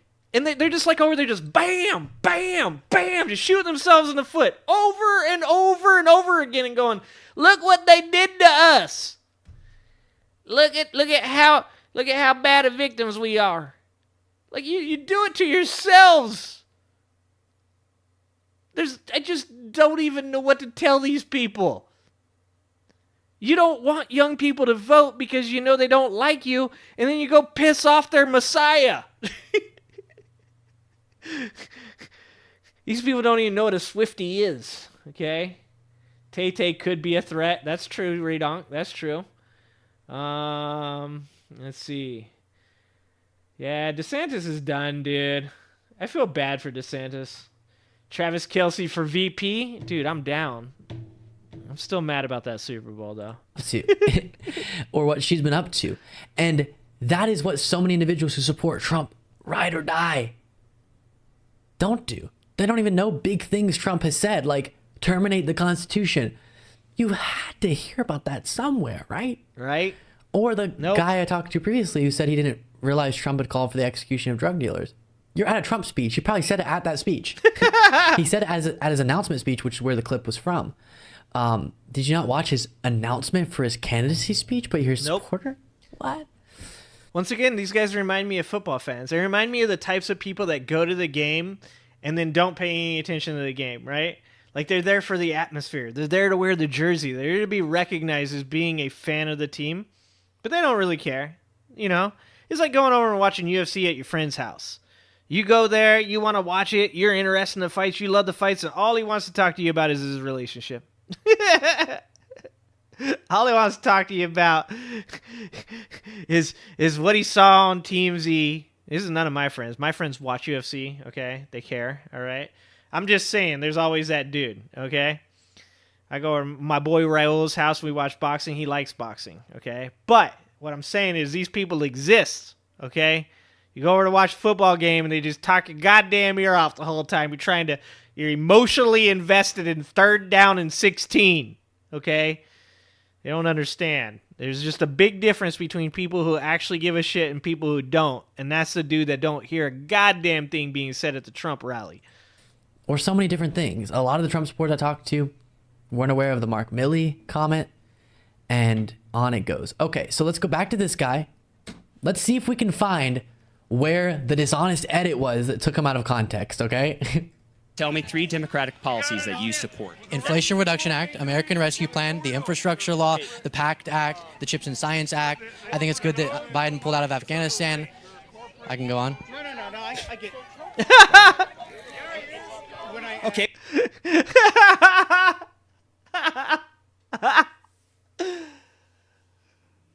Oh, dude, this is literally what happens every time too, guys. This is not like some kind of abstract conversation. We literally had this conversation last night where it was like, I can name on the right like fucking 7 crazy people right now.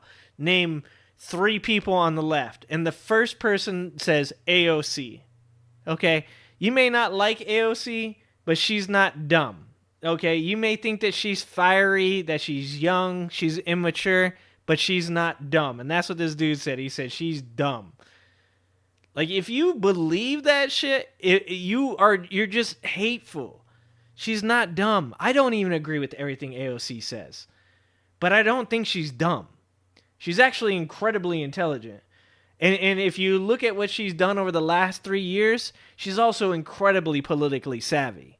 I said when AOC came through the door, I think she's a little too hype, I think she's a little too aggressive, and I think that she needs to mature and recognize that to be a politician, you're going to have to work across the aisle with people.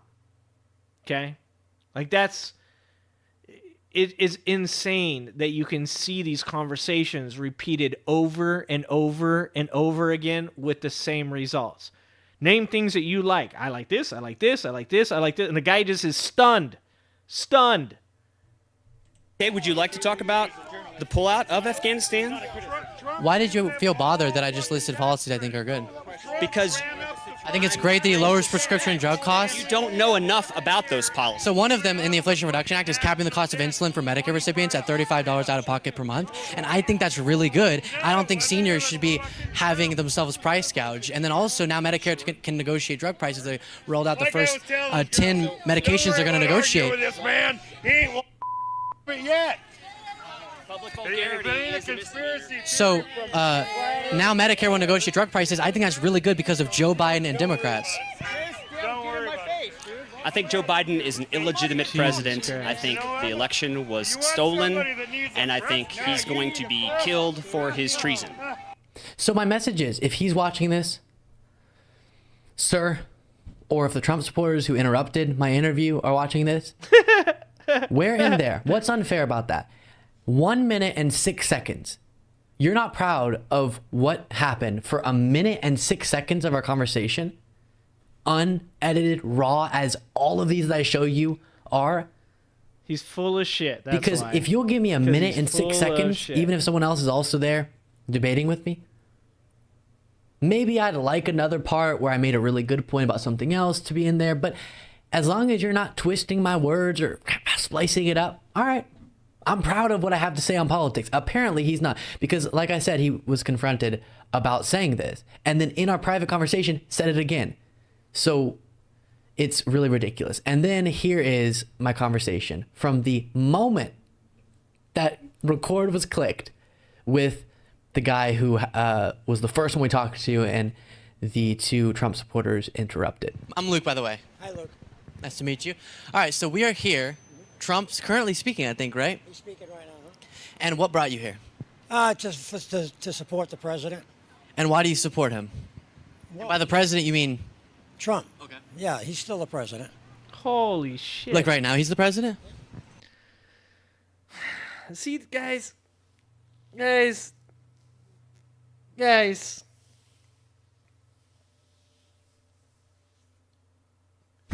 How do you expect anybody to ever take something you say seriously? How do you expect to ever anybody to take something you say seriously? If the very first thing you say is that Donald Trump is still the president. Like, from that point on, there's nothing anybody, like, okay, then all the things you hate about Biden, then Donald Trump actually is the one who did all those things. You can't have both those things be true. Isn't he running for president, though? No. He's the president. He turned power over to the military a while ago. You know what, for a second, guys, I was like, I might be wrong. Maybe he's just saying, like, that the election was stolen and he's pulling that shit. Nope. God damn it. 25 seconds from Hi, I'm Luke. It takes 25 seconds for him to get to the military is actually in control and Trump's still the president. And you'll hear later, as we've heard from other Trump supporters, and Biden's an actor and he has a double and it's all a big movie they're putting on for us and Trump's actually controlling everything because he's God. He didn't say that, but everything before the God comment he said. So, yeah. Exactly, Bucket. Like, you can't run for a third term then. This is just so crazy because it's like, okay, let's say you guys are right. Then, okay, he doesn't get to run again. Let's say you guys are right. Then, okay, actually pulling out of Afghanistan, even though it was Trump's plan. Yeah, Trump's also the one that flubbed it. Okay, then everything to do with Ukraine right now being supported, that's Trump's plan as well. Everything that you hate about what Joe Biden is doing would be Trump's fault then. Like, it's absolute insanity. Like, it's fine. That's fine. You want to believe that? But it's not true. And you shouldn't. I'm going to say it. I'm going to say something, just a hot take, controversial. You probably shouldn't be allowed to vote. If you think that Donald Trump is still the president right now and he has turned over power to the military, let's stop talking about raising the age of voting so that way young people can't vote. Okay, let's start talking about raising the bar for the person who gets the vote.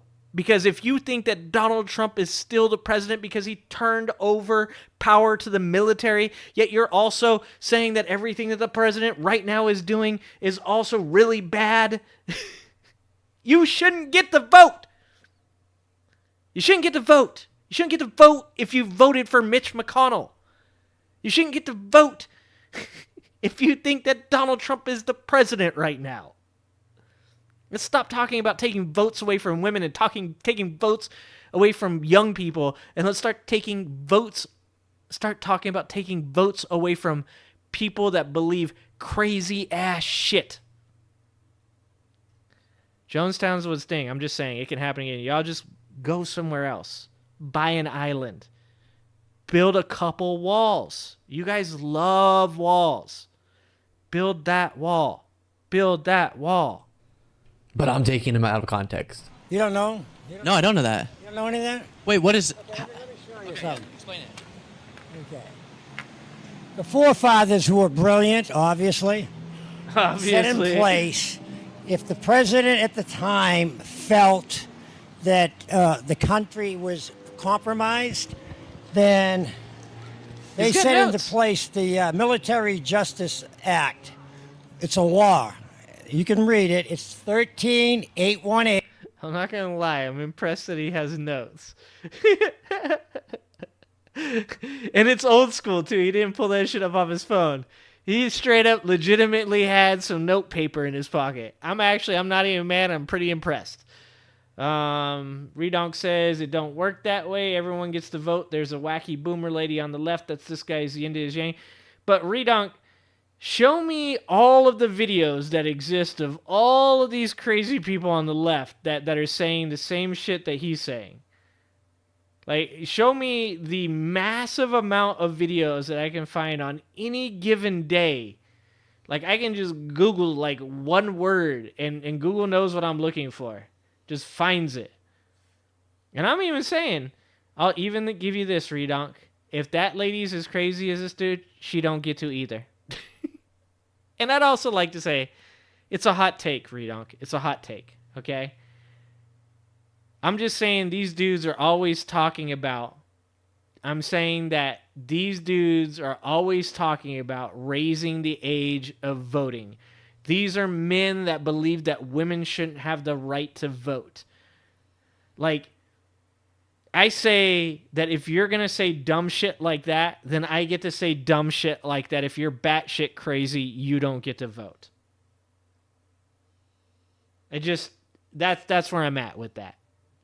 I just think it is yin for yang. These people want to raise the age of the vote because they know young people don't want to vote for them. 13, 8. Kind of like when they, wouldn't allow black people to vote or women to vote. It's the same shit. 4-8 and 13-912. That gives the president the authority to turn power over to the military. They've been in charge since before Trump left office. He turned that Needless to say, false. Not accurate. power over to them. Okay? So how, and what is Biden up to then? Oh, Biden's not. Okay, I tell you, you gotta watch the greatest show, the greatest show on earth. So the thing is with these guys, what they do is they just want to talk. They're just like me. They want to get on camera. They want to say stuff. They want people to hear their opinions. It is. There's lots of people that want to do that. That's why these people do this. That's why they don't ask why they're being interviewed. That's why they don't ask who Luke is from until somebody else tells them. It's because they crave the audience. They want people to listen to them talk. And that's okay. That's all right. But you have to be okay with people taking some of the things you're saying and being like, I don't like that. You have to be all right with that. Redonk comes on here and trolls me all night long because he knows. He's doing it right now. Is it education or illness? I'm going for illness, bud. I think that this is mental illness. I don't think this is education. You know why I don't think this is education, Redonk? Because I had the worst education a person possibly could have. I dropped out of high school. I only graduated because some people took pity on me and used to come to my house and spend time with me to help me get through high school. Like I shouldn't have even graduated high school. I don't think this is education. I think this is poor breeding choices and mental illness. And it explains everything. It's about an hour and a half. It'll show you everything, the funeral, everything. But just for my audience, since we're here with you, So Biden's died, and he has a double, is what this guy's breaking down. Would you quickly summarize that as? That he turned power over to the military before he left office. But then when Biden was inaugurated, whenever he pulled out of Afghanistan, things like that, how was he doing that if he wasn't actually president? He did. It has nothing to do with Biden at all. Nothing. He's just not doing anything. No, he's not doing the videos of him speaking, alive, bro. He's not alive? No, he's not alive. Whoa! You dropped him out. Okay, so explain that to me. Then who's this? And look, Luke Beasley's even he's giving these people what they want. He's giving them a platform. He's giving them a platform. This is what they want. They want people to hear this because they think they know something that nobody else knows. They're trying to inform people. He's doing it for them. He gives it to them, and then they get upset. What are you upset about?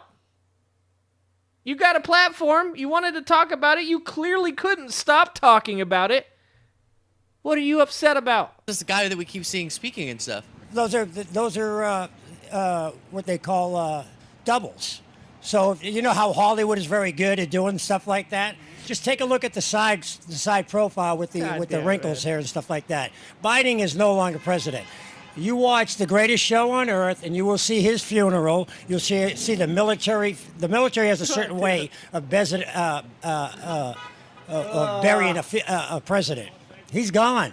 He's not even. Okay, and so all these things that, if you listen to Trump's speech, he'll say Biden's doing bad as president, inflation's his fault, other problems are his fault, he's opened the border. Why is Trump saying those things if Biden isn't even president? Because it's a slow play. They can't put all this information on the public. They cannot handle it. They could not handle the information that... Is Trump not lying then? Almost over. Even though he's saying Biden's president?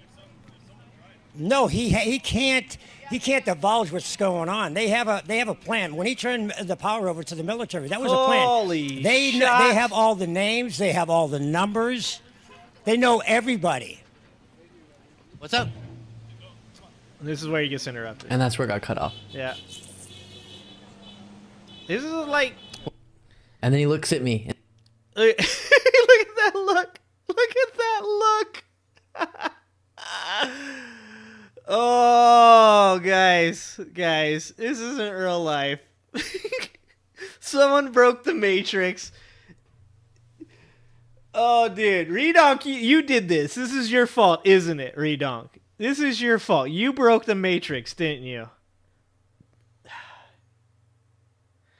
Yeah, he's not nuts. He's okay. He just thinks that Biden is a skin mask. It's completely healthy way to think. It's a very healthy way to think. Yeah, guys, this isn't okay. It's not okay. Look, I said it before, guys. It's fine for there to be crazy people. You just can't let the crazy people burn down the asylum. Like, it's fine for them to exist.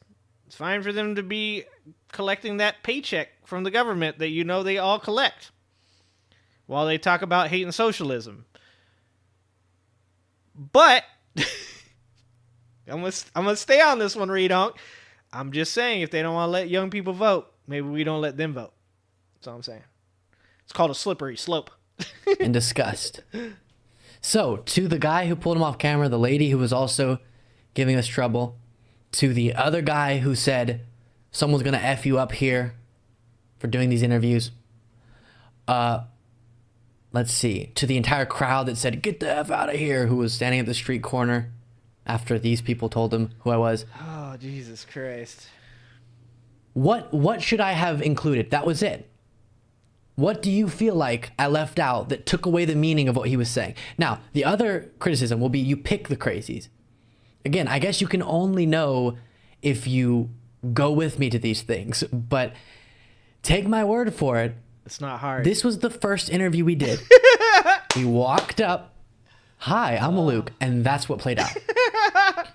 And I think there's an argument to be made that it's sort of self-regulated, like they regulate themselves. People won't come up to talk to me who don't have as outrageous views because they're not, just for some reason, not as willing to be on camera to talk about their they're views. more intelligent. But I almost show you, unless someone at the end goes, "I don't want to have this shown," which happens sometimes, or I feel really bad because they stumble a lot. I just don't want to make fun of someone for having a hard time communicating.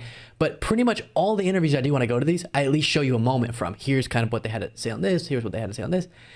And it's just the views that are out there. I'm sorry that I'm shining a light on that. And then when you look at polling on different issues, QAnon beliefs, for example, a disturbingly large portion of their... Yeah, exactly. You can't say that, oh, you just found the one crazy person there, and then look at a poll that literally says that Donald Trump is more religious than Mike Pence. That you can look at a poll and see that Republican voters would trust Donald Trump over their own family and their own religious leaders. That's like unheard of. Unheard of to hear religious people say that they would trust a politician more than they would trust their own preacher. So you can't sit here and say, "Oh, well, that's the anomaly. You picked the one crazy person." You're cleverly editing these things, and then see poll after poll put out by Fox News, not by MSNBC, put out by places like Fox News, that show that these people believe the very things that this man is talking about. That's bullshit. Republican Party believes in a lot of these things. As we've looked at the specifics of in the past, I don't have the polling on me now. Or the election being stolen. When they say you're trying to make us look like extremists, that's an extremist belief that the election was stolen. That is super extreme. That is not attached to reality. Yes, it is. That is bonkers and crazy. And a majority of the GOP believes that. 60+% of Republicans in polls believe There that. you go. So yes, we need to shine a light on that. We need to discuss that. It's frightening. Don't shoot the messenger, I guess, is my message. Now, just a few random miscellaneous stories. A guy came up with this black mask on, not a COVID mask, obviously, but more I look intimidating mask and you can't get me on camera, and got all the way in the face of myself and Chloe had to turn around. Was just like, this was when we were just walking from one place to another, so there's no footage of it, but she just turned around and said, I don't want to talk to you. And then he was like, who are you with? And then the positive story, CVS, yay, that was beautiful.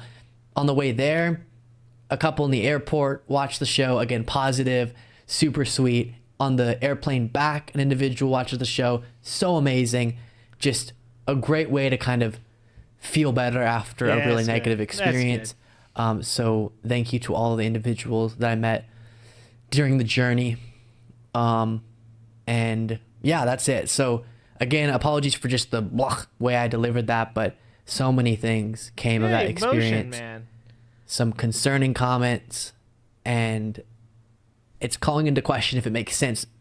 In a sense, it's flattering that this many people have watched my videos now, but also it does call into question if it makes sense to continue going to these types of events. Damn. If I do, I'll make sure to have the camera person to film the interview, and also probably just a camera person to film the environment.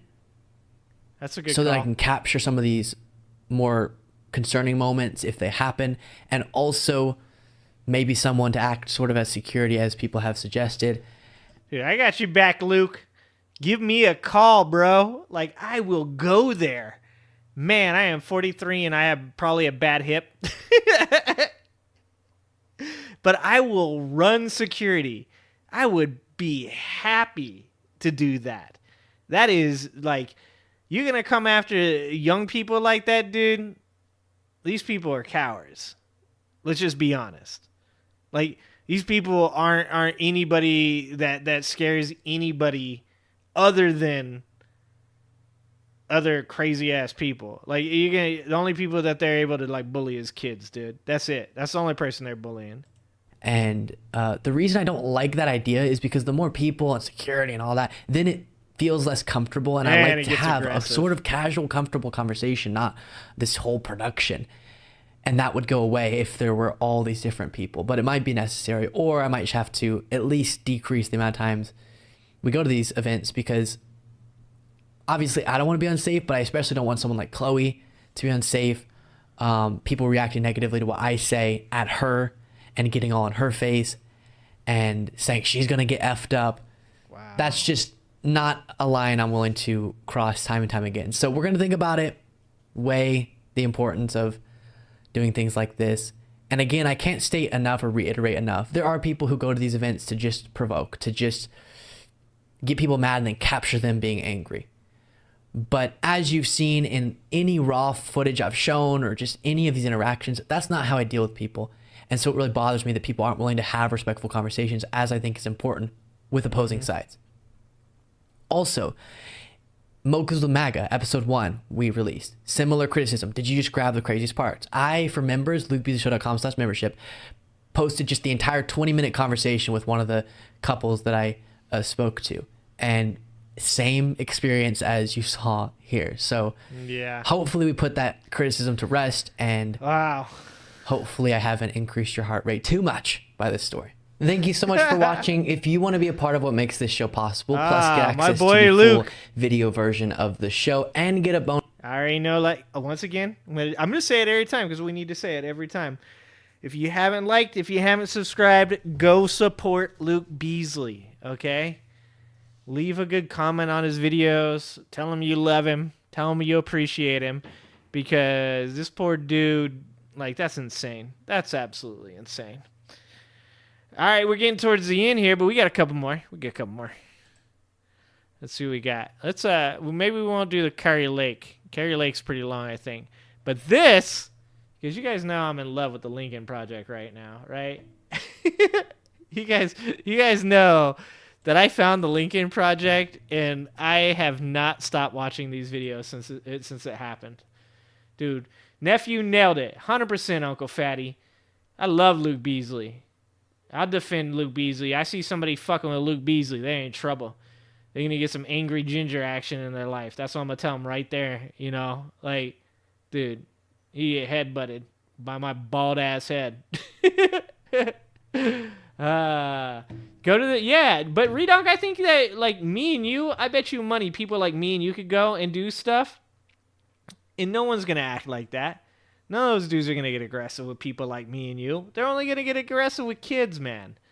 They only get aggressive on the internet. They only get aggressive because they're a bunch of bullies, a bunch of cowards that know if they do anything to anybody, they'll get their ass handed to them. They know better than that. Yeah, you didn't see that? Did I not link that one to you too, Uncle Fatty? I linked that the other day. It's like hilarious. We'll watch that. We'll watch it.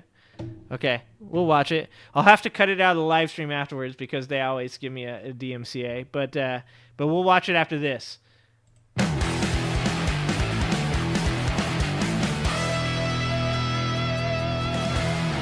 What do you guys want to hear from President Trump? What's the number one issue?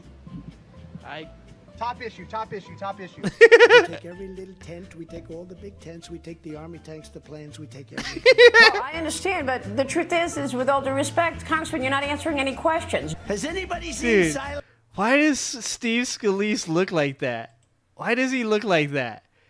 He is one weird-ass looking dude. Y'all know what Scalise said, right? You all know that he said he's like David Duke without the baggage.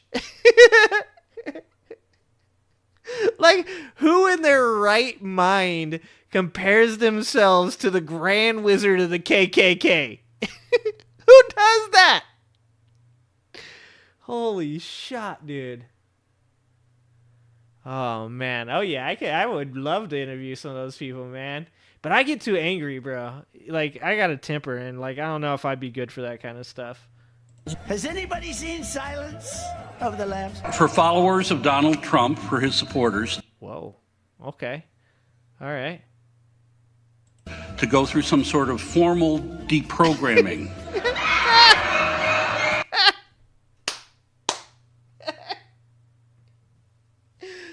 Oh, dude.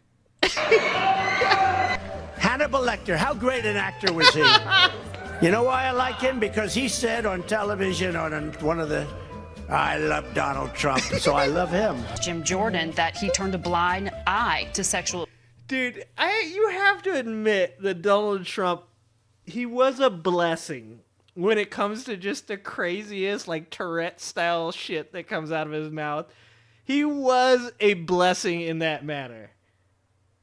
Abuse give you any reservations? And so I don't know anything. They had a voter ID that was the size of the scissors. It's like this, it hung with a chain around their neck. You know, today's Democrats would make Sigmund Freud proud. Never have so few done so much for so many. She says to me, darling. Dude, his voices when he does impressions of people. Oh, God. See, this is the thing. Why did Donald Trump have to ruin this? He's always been a garbage human being. But just imagine where the world would be today if Donald Trump had never been the president. Okay, if he had never gotten elected, he had done his whirlwind, trying to get elected tour, got popular again, and then all he did was talk. Like, he didn't impact anything. He just made these crazy-ass comments in these funny-ass impersonations. The world would be such a better place. We'd all be living in such a more positive time. Like, there was two branches to the path. You guys remember the Choose Your Own Adventure books when we were kids? You remember how when you were reading the book and you could skip ahead, you would skip ahead to see if the choice you were making was a mistake? Imagine if we were able to do that, guys. Imagine if we could have looked and been like, oh shit, no, never mind. I'm picking the other path. We could be in such a great place right now. We could be having a good time. I don't like when you do the weightlifting thing or even the swimming thing because it doesn't look presidential. See, this is what I said about him not being able to ride a bike. It's like you saw the video where I made fun of him saying he couldn't ride a bike like Joe Biden. Congressman, I gotta ask you. President Trump works for God, and God is all about America. And God is the one that's going to save America, but actually, he's using President Trump as one of his tools. So that's why we support President Trump, because he works for God. I've got to ask people, okay, I know some of you guys are religious. Is that real? Do people believe that, like, God is only for America? Do people really believe, like, that third world countries are, like God hates them? Like this is, like, we've never gotten into religion on this channel. I have some very controversial views on religion, and I'm completely open to people being religious. But I have some questions. Like, do people really believe that God only loves America? Wouldn't that be weird? I mean, this goes off, if you guys have never seen my video before, it's called Jerking Off for Jesus, okay? You guys should look that up. It's a really good video. It's like my second video I made. It's back when I used to just do diatribes and just talk about stuff. In Jerking Off for Jesus, I made the point that if Jesus is going to be upset with me for jerking off, I find that to be really weird, okay? Like, if I go to heaven, all right, and Jesus is there, and he kind of like brick walls me at the gate, and he's like, we have to talk about a few things before I let you in, and then Jesus wants to talk about me jerking off, I'm going to be honest. That's not a cool conversation. That's going to make me feel awkward, and I'm going to want to know, why are you watching me me jerk off, Jesus? Like, that's just like this weird, okay, and kind of gay. And I'm okay with that. Gay Jesus is okay with me. I don't have a problem with that. But we first have to admit that one man watching another man jerk off is pretty gay. All right? Jesus or not. All right? Like, just some of the things that people believe in the religious sphere about sexuality and about whether or not God likes one country or another, whether or not he's okay with you having sex in one position or another, whether or not he's okay with you doing certain things, it all seems insane to me. Like, if I have any belief in a creator, and I'm a secular humanist, so I just need the proof, right? If I have any belief in a creator, it definitely does not involve any of that crazy shit. Any of it. I can believe that there's a creator. I just can't believe that the creator gives two shits about me jerking off or specifically about America. I just don't understand. Who's not going to fist bust me? I don't even... You met Mr. Duke in 92. Uncle Fatty, what the hell? Oh yeah, you told me stories. Alright, I understand. Yeah, no one's going to answer my question. Someone tell me. I just went on a rant. I need to know. I just need to know. I'm just saying, like, if Jesus wants to talk to me about jerking off when I get up there, we're going to have a real awkward conversation, okay? It's going to be real awkward. Long-standing deep state players such as Obama, who's really running the current regime. There is no gay gene, no matter how hard they look for one. Matt Walsh is a fucking moron. Frankly, a vile person. I need my speech. Oh, no. Oh, no. None of the pronoun nonsense. There's two genders, period. It's male and female. It's sir or ma'am, period. I said, let me tell you, it's much easier to look presidential than it is to do the shtick that I have to do at these places. Oh, my God. Oh, dude. Oh, dude. Guys, sometimes I can't. Sometimes the words don't even come anymore. Oh, man. Sometimes they just don't even come out anymore. I don't even have words sometimes anymore. I'm just, like, completely at a loss. Okay, we're gonna not finish on this video. We're gonna finish on the indict the motherfucker video because it was fucking hilarious and you guys are gonna love it. But we're gonna watch this video first, okay? And then we're gonna look up because this woman at the beginning of this, like, all I have to watch is the first 30 seconds, and I generally know it's worth watching. What do you tell people who think the following of Trump and MAGA is kind of a cult? No, it doesn't follow that at all. If you look at the definition of a cult, they take away your rights, they take away your choices, they control your finances. I don't think this is cult. I think that people are learning. We're digging deeper than we ever have before. We're asking hard questions that we weren't asking for the last 30, 40, 50 years. It's not a cult. We want answers. We want to know the truth about. No, they want the answers that they want. They want the things they believe to be true. That's a cult. About what's going on. And we're looking for a leader who will expose the corruption, the Epstein corruption, the Hunter Biden corruption, all of that. You know, dude, and this is the worst. This is, okay, so you guys probably don't know about my Princella drama. I went on gray pills. Yeah, illness, good call. Redonk. Redonk. Is this a drinking game, Redonk? Because if it's a drinking game, I'm in. You know me. I went on Gray Pill's show. We started talking about this absolutely insane lady named Princella. And the funny thing about this, okay, first of all, is that when I was watching her videos, I was like, hey, I actually agree with a lot of things she's saying about how, like, masculinity in certain situations, certain types of guys and where they take it to is an issue. And I was really kind of like, I was vibing with some of the shit she said. I liked it, you know, the tone of it. I thought that she was just trying to give some women's empowerment talk. And the more I watched it, the more I recognized, like, she's just another hateful person. She's just somebody that was probably harmed by men at one point in her life, and she's held that shit, and now she's taking it out on all dudes, right? So we have this, like, reaction on Gray Pill's show where we watch this stuff.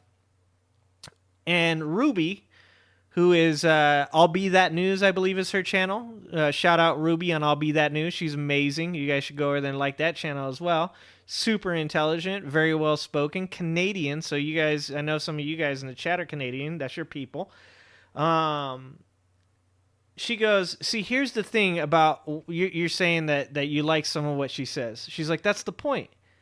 She's like, she gives you a couple kernels of truth. She gets you in there. And then she sells you the doctrine. Then you get the rest of the cult. And she's right. Because if you watch more than a few minutes, and Princella reacted to our reaction, it was actually pretty awesome. I was waiting for the strong roast from Princella, and I never got it. And to this point, I'm still waiting for it, Princella. If she's out there, somebody get a hold of Princella. You let her know that I was waiting for the strong roast, and I never got it. I'm very disappointed. Very disappointed. Okay? But anyways, what Ruby was saying was that you give somebody a couple kernels of truth, and then you just add the doctrine on after that, and you got you a cult member. And she does. She has about 80,000 of them on her channel. You should watch it. It's like, it's insane to watch. And it's great. I mean, it's great in the way that, like, so some of these women feel supported. It's just in a really bad way because she believes men can't love. She believes that men are like dogs and you should only have a few of them around to keep the race going. Like, it's like insane things. Insane things to say. It's the same thing that Trump does and the same thing this woman's doing. Yeah, we all want to know what's in Epstein's thing. We all want people to be punished if they're a bunch of damn PDF files. Okay? I gotta use the right words. We all want to see that. So yeah, when you say something like, I'm looking for the answers to that, yeah, I'm right on board with you, lady. But then it's the next thing you say, and the next thing you say, and the other things that I have to agree with to be a part of your group that I can't do. That's when it becomes a problem. That's when it becomes a cult. Because after the grains of truth, now you want me to drink the Kool-Aid too. And I'm only going to drink it if it's Great Blue Dini. I love Great Blue Dini. And it's got to have a shit ton of sugar in it. We want to see where our tax dollars are really going. You know, when I was growing up, my parents had one day to go vote. They did a paper ballot. They walked in, they showed their ID. No, they didn't. No, they didn't. There was no discussion. Isn't it better to have more dates to vote? Okay, this lady is old as fuck. Maybe her parents. Okay, I'm probably wrong about that. Maybe her parents. I'm thinking about my parents. She's probably my parents' age. once again, I'm gonna keep saying this. Blockchain is a future. More people get an opportunity to vote? No, I do not agree with that whatsoever. Tell me one thing that he did Why? to make your life better when he was president. Oh shit, is that Steve Irwin? Is it Halloween? Is this man dressed up as Steve Irwin? Look, police officer. You can call it every time. Holy shit, they know things are about to get wacky. Gas prices, for one. Economy is much better. Do you feel the improving economy? Because all the metrics we talk about for the economy, all the economists are saying the economy is on the rebound, historic lows in unemployment right now. Does that impact you? As a matter of fact, I don't believe any of that. That's not what I witnessed, so I don't believe it. And did you believe, I guess pre-pandemic, because that's kind of a blip, but pre-pandemic when President Trump was in office, did you believe the metrics then? Not from the mainstream media, but anything that he said generally in his administration, I believed. He said the same things they were saying. Just like Biden saying the same things they were saying. Look, we can give the mainstream media all kinds of shit, but when it comes to things like the economy, those are judgeable factors. There's literally economists that you can look to for the information to prove that what the mainstream media is telling you. There's literal graphs on government sites that you can go to and look up on every one of these metrics that show that the American economy has improved greatly over the last 2 years, specifically in the last 3 to 6 months. Look, if you think that Joe Biden isn't doing everything he possibly can to get the economy going in the correct direction right before an election, you don't know what the fuck you're talking about. Like, you can agree with everybody else that all politicians do is do good things whenever they want to get reelected. We can all agree on that. But then you also have to agree that he's doing everything in his power right now to make sure that the economy is in the correct place when it comes time for elections because he wants to be reelected. Like, this is my problem with people. Like, just use your fucking brain. So if it was coming from him, it was gospel. Because there are a lot of people that say, well, that's turning a blind eye to things if you're only trusting the person who's saying it. Almost it's cult-like. Does this feel cult-like at all to you? No, not at all. In fact, what's cult-like to me is watch That sounds exactly like something a cult member would say. the mainstream media and listen to the existing administration. What do you say to people who say that this is a cult? I think the deep state's a cult. What can you define what the deep state?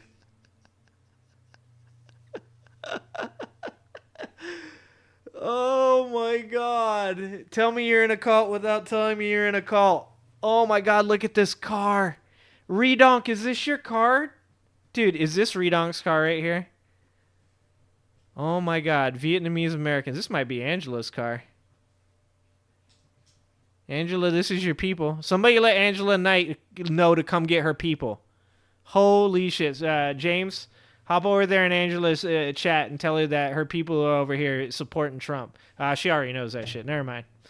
It is? Yeah, people who, the original 13 families, it starts from there. Can you tell me who you mean in the back in the colonies? Oh, no, don't try. No, not. No, I meant the 13. It's the 13 colonies. The original 13 families, the Rothschilds, the Astors, all the big money. Okay, we know that's. She just went Mr. Garrison. Okay, dude, like, see, this is where we could probably get down. Okay, this is where we could agree that there probably is a large amount of money invested in certain families that is completely not good for America. But unfortunately, you're about to follow this up with some crazy cult shit, and now we're going to have to, like, go separate ways again. We're always so close. That's where it all comes from. And they've all capitulated to the almighty dollar. And there's just way too much corruption, and we the people are going to change that. We're going to fix it. I do believe that this is America. This is a great country. And the way I see it headed right now under the Biden administration is where he's leading us down a dark path. You know, Biden, I hear repeatedly says this is a fight for the soul of our nation. And, you know, I stand back and I really look into that statement. And, you know, I believe in my heart that, yeah, like, the evilness that's occurring, yeah, it is a fight for the soul of the nation. And we need... What is this lady saying? I don't know. Is she agreeing with Biden? I don't know what she's trying to say right now. Oh, I gotta stop. I can only watch like 2 minutes straight of this stuff before my brain starts to just like revolt. Like my brain is like trying to leak out one of my ears, trying to get away from me. Like, why do you do this to me, bro? You fucks with the Viet folks? Me too. Angela Knight's Vietnamese, dog. Like, that's my girl right there. She's my dog. And her husband's got some fire-ass feng shui going on. I'll tell you this right now. Angela Knight's husband needs to come over and help me out with my backdrop. Because, let me tell you, she posted a picture the other day of them watching TV. They got blue lights behind their TV. You guys got blue lights behind your TV? That's some bougie shit, okay? I don't have blue lights behind my TV. I just got a TV, all right? I don't even have lights behind my YouTube thing. My wife's dog's down here walking all over the goddamn wood floors with his nails, okay? Angela don't care, though. You ain't gonna let her husband come over and help me out. I'm just gonna have bad lighting for the rest of the time. To get it back to where it's good. He actually got people off their butts, going back to work, being proud to be an American. Put our flags back out and be proud. And he hung onto that flag like he really loves America. We have a president now that doesn't like America. He can't even be in Manhattan on September 11th. What's that tell people? Well, he was coming back from the G20 in Vietnam and stopped in Alaska. So Yeah, nice, huh? Really, that's nice. That's no. I mean, he doesn't schedule the G20, but that's a different different subject. But the thing of it is, he does not have. Because people like symbolism more than they like substance. 100%. My man, what do you want me to do? Hold on, I gotta let the dog out. Hey, don't get eaten by a fucking mountain lion, bro, okay? You can get me in trouble. Alright, go get her. Don't get eaten.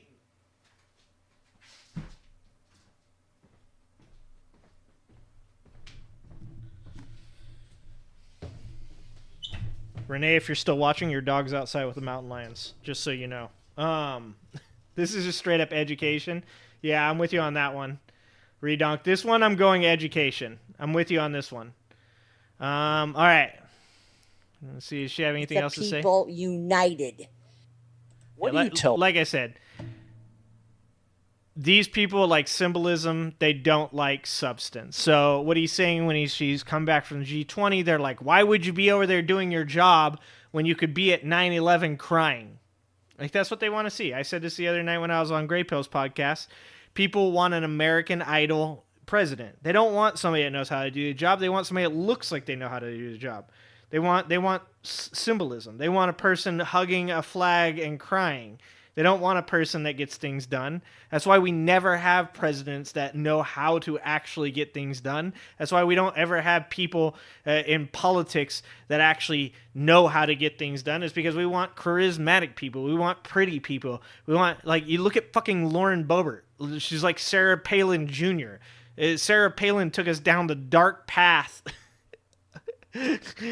of tittyism. And this is where we're stuck. We're trying to fucking dig ourselves out of that hole. God damn it, John McCain. I liked you too. I like John McCain, and he goes and does that. All right. Here we go. Remix bros. This is how we're ending the show, boys and girls. We're gonna end it with this because this is I had to put it at the end so that way I can clip it out. All right, you guys ready? You guys ready for the best? You guys ready for this? I gotta give you a delay to guess before the clip. From this point on, Redonk, next week's show, I want you to remind me of that. Education or illness is the game. This is the game we're going to be playing, guys. Education or illness, okay? And you need to decide before the clip whether it's education or illness, and then we'll find out, all right? Here we go, boys. This is it. Wait, we gotta turn it up to 11. Y'all turn up your speakers for this one, all right? Bing bong bong bing bing bing bing bing bing bing bing bong bong bing bing bing bing bing bing bing bing bong bong bing bing bing bing bing bing bing bong bong bing bing bing. Let's indict the motherfucker. Bing bong bong bing. 6 o'clock, I think I'm being indicted again. This shit is fire. Let's indict the motherfucker. You don't mind if I go off script, do you? Most indictments in the shortest period of time. Who is it? Trump. Trump! But when they indicted me, and then again and again and again, I was never indicted. Now I'm setting records. Al Capone was not indicted so much. If you looked at Al Capone in the wrong way, he'd kill you. He was not indicted like me. They had a weightlifting deal. This one young woman, she was so proud of it. They put a quarter of an ounce on each side of the thing.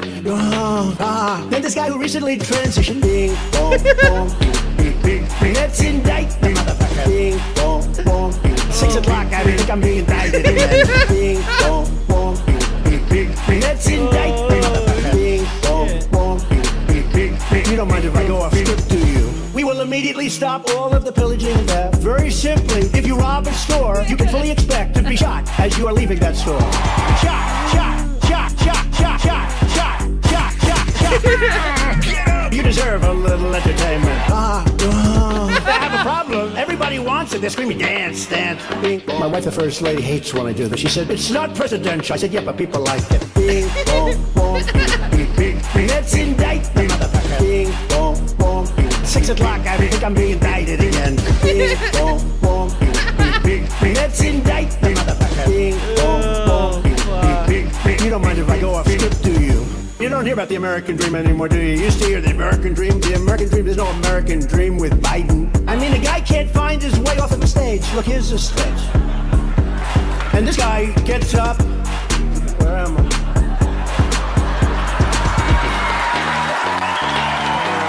Why'd I lose here?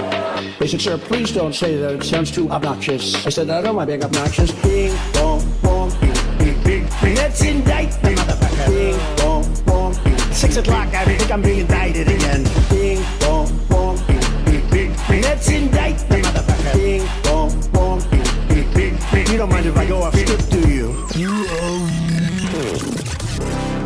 Oh my. Now listen, if you have not subscribed to YouTube channel, oh wait. Tell us your. Hold on, we're gonna go twofer. We can't end on like that. I forgot about this one. Mike Lindell in his deposition. Have you guys seen the Mike Lindell deposition? Holy shit, it is amazing. But if you haven't seen the Mike Lindell deposition, let's watch the Remix Bros version of it because this is amazing as well. One more video, guys, and then we call it a night. Full name, please. Michael. Don't forget to like. Don't forget to subscribe. I show up on Wednesdays. I love you guys. James Lindell. My pillow guy. We met for the first time Who's paying you? about 4 minutes ago. Okay, go. Is that right? What was the question? We met for the first time. Yes, yeah. Okay. Yes. Here's what we're gonna do. We're gonna start slow. Because the court reporter's trying to take down what you're saying, okay? And I'm not asking about the lumpy pillow calls. Lumpy pillows, kiss my ass. You're an asshole. They're not lumpy pillows. Kiss my ass. Now you're an asshole. No, I'm pissed. Kiss my ass. You're an asshole. Obviously, you don't have my pillow. You don't, do you? You're an asshole. The question is, do people know you as the My Pillow guy? No, they know me over here as this guy that's trying to save our country. Rotten, horrible lawyers like you and the media saying Mike Lindell's trying to save this country just to make money. My company has been hurt so bad because of people like this Eric Boomer. Tens of millions of dollars, hundreds of millions of dollars. You're wrong about that. I have lost everything I've had so far. You got it? You're wrong Don't about sit that. here, because I'm not going to take this garbage you're spewing out. I then go out there, melt down our machines and buy a pillow. I mean, what is wrong with you? Because I'm so branded. You're branded as a frivolous lawyer. Anything you do, well, you'll be branded as that. Because that's all I know about you Rudy. Rudy, no. Lumpy pillows, kiss my ass. You're an asshole. They're not lumpy pillows. Kiss my ass. Now you're an asshole.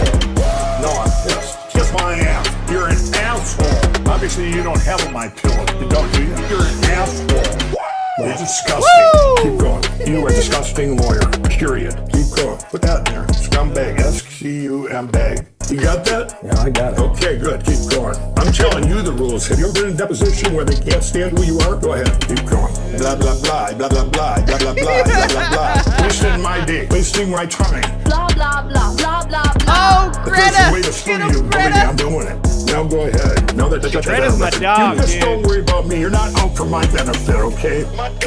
Don't worry if I say something that offends the judge, okay? You just let me worry about that. This judge should have ruled a long Night, time ago James. that you're yay or Love nay. you, buddy. Frivolous or not. But she did. She said, go ahead and do discovery. That's disgusting. Lumpy pillows, kiss my ass. You're an asshole. They're not lumpy pillows. Kiss my ass. Now you're an asshole. No, I'm pissed. Kiss my ass. You're an asshole. Obviously, you don't have a my pillow. You don't, do you? You're an asshole. Holy shit. Now listen, if you have not... man. All right. Dude, oh, God, I want to watch the F-35 one, too, but we can't do that right now. F-35 maybe next week, or if you guys get a chance, check out the F-35 Crash Witness remix. It's fire. It's fire. All right, guys, it's that time of the night. Remember, everybody, I appreciate you guys so much. I love you guys. I'm so thankful for you guys being here. We are changing the path of the channel. We are moving forward with progressive matters. We are trying to make things easier for people to understand so that way they can talk about these things in conversations and have impacts on people. So please look out for those videos. Please watch them. I'm putting a lot of work into them. I'm editing them. I'm doing things that I've never done before. So please give them a like, give them a comment. And if you're watching and you're not subscribed, please subscribe.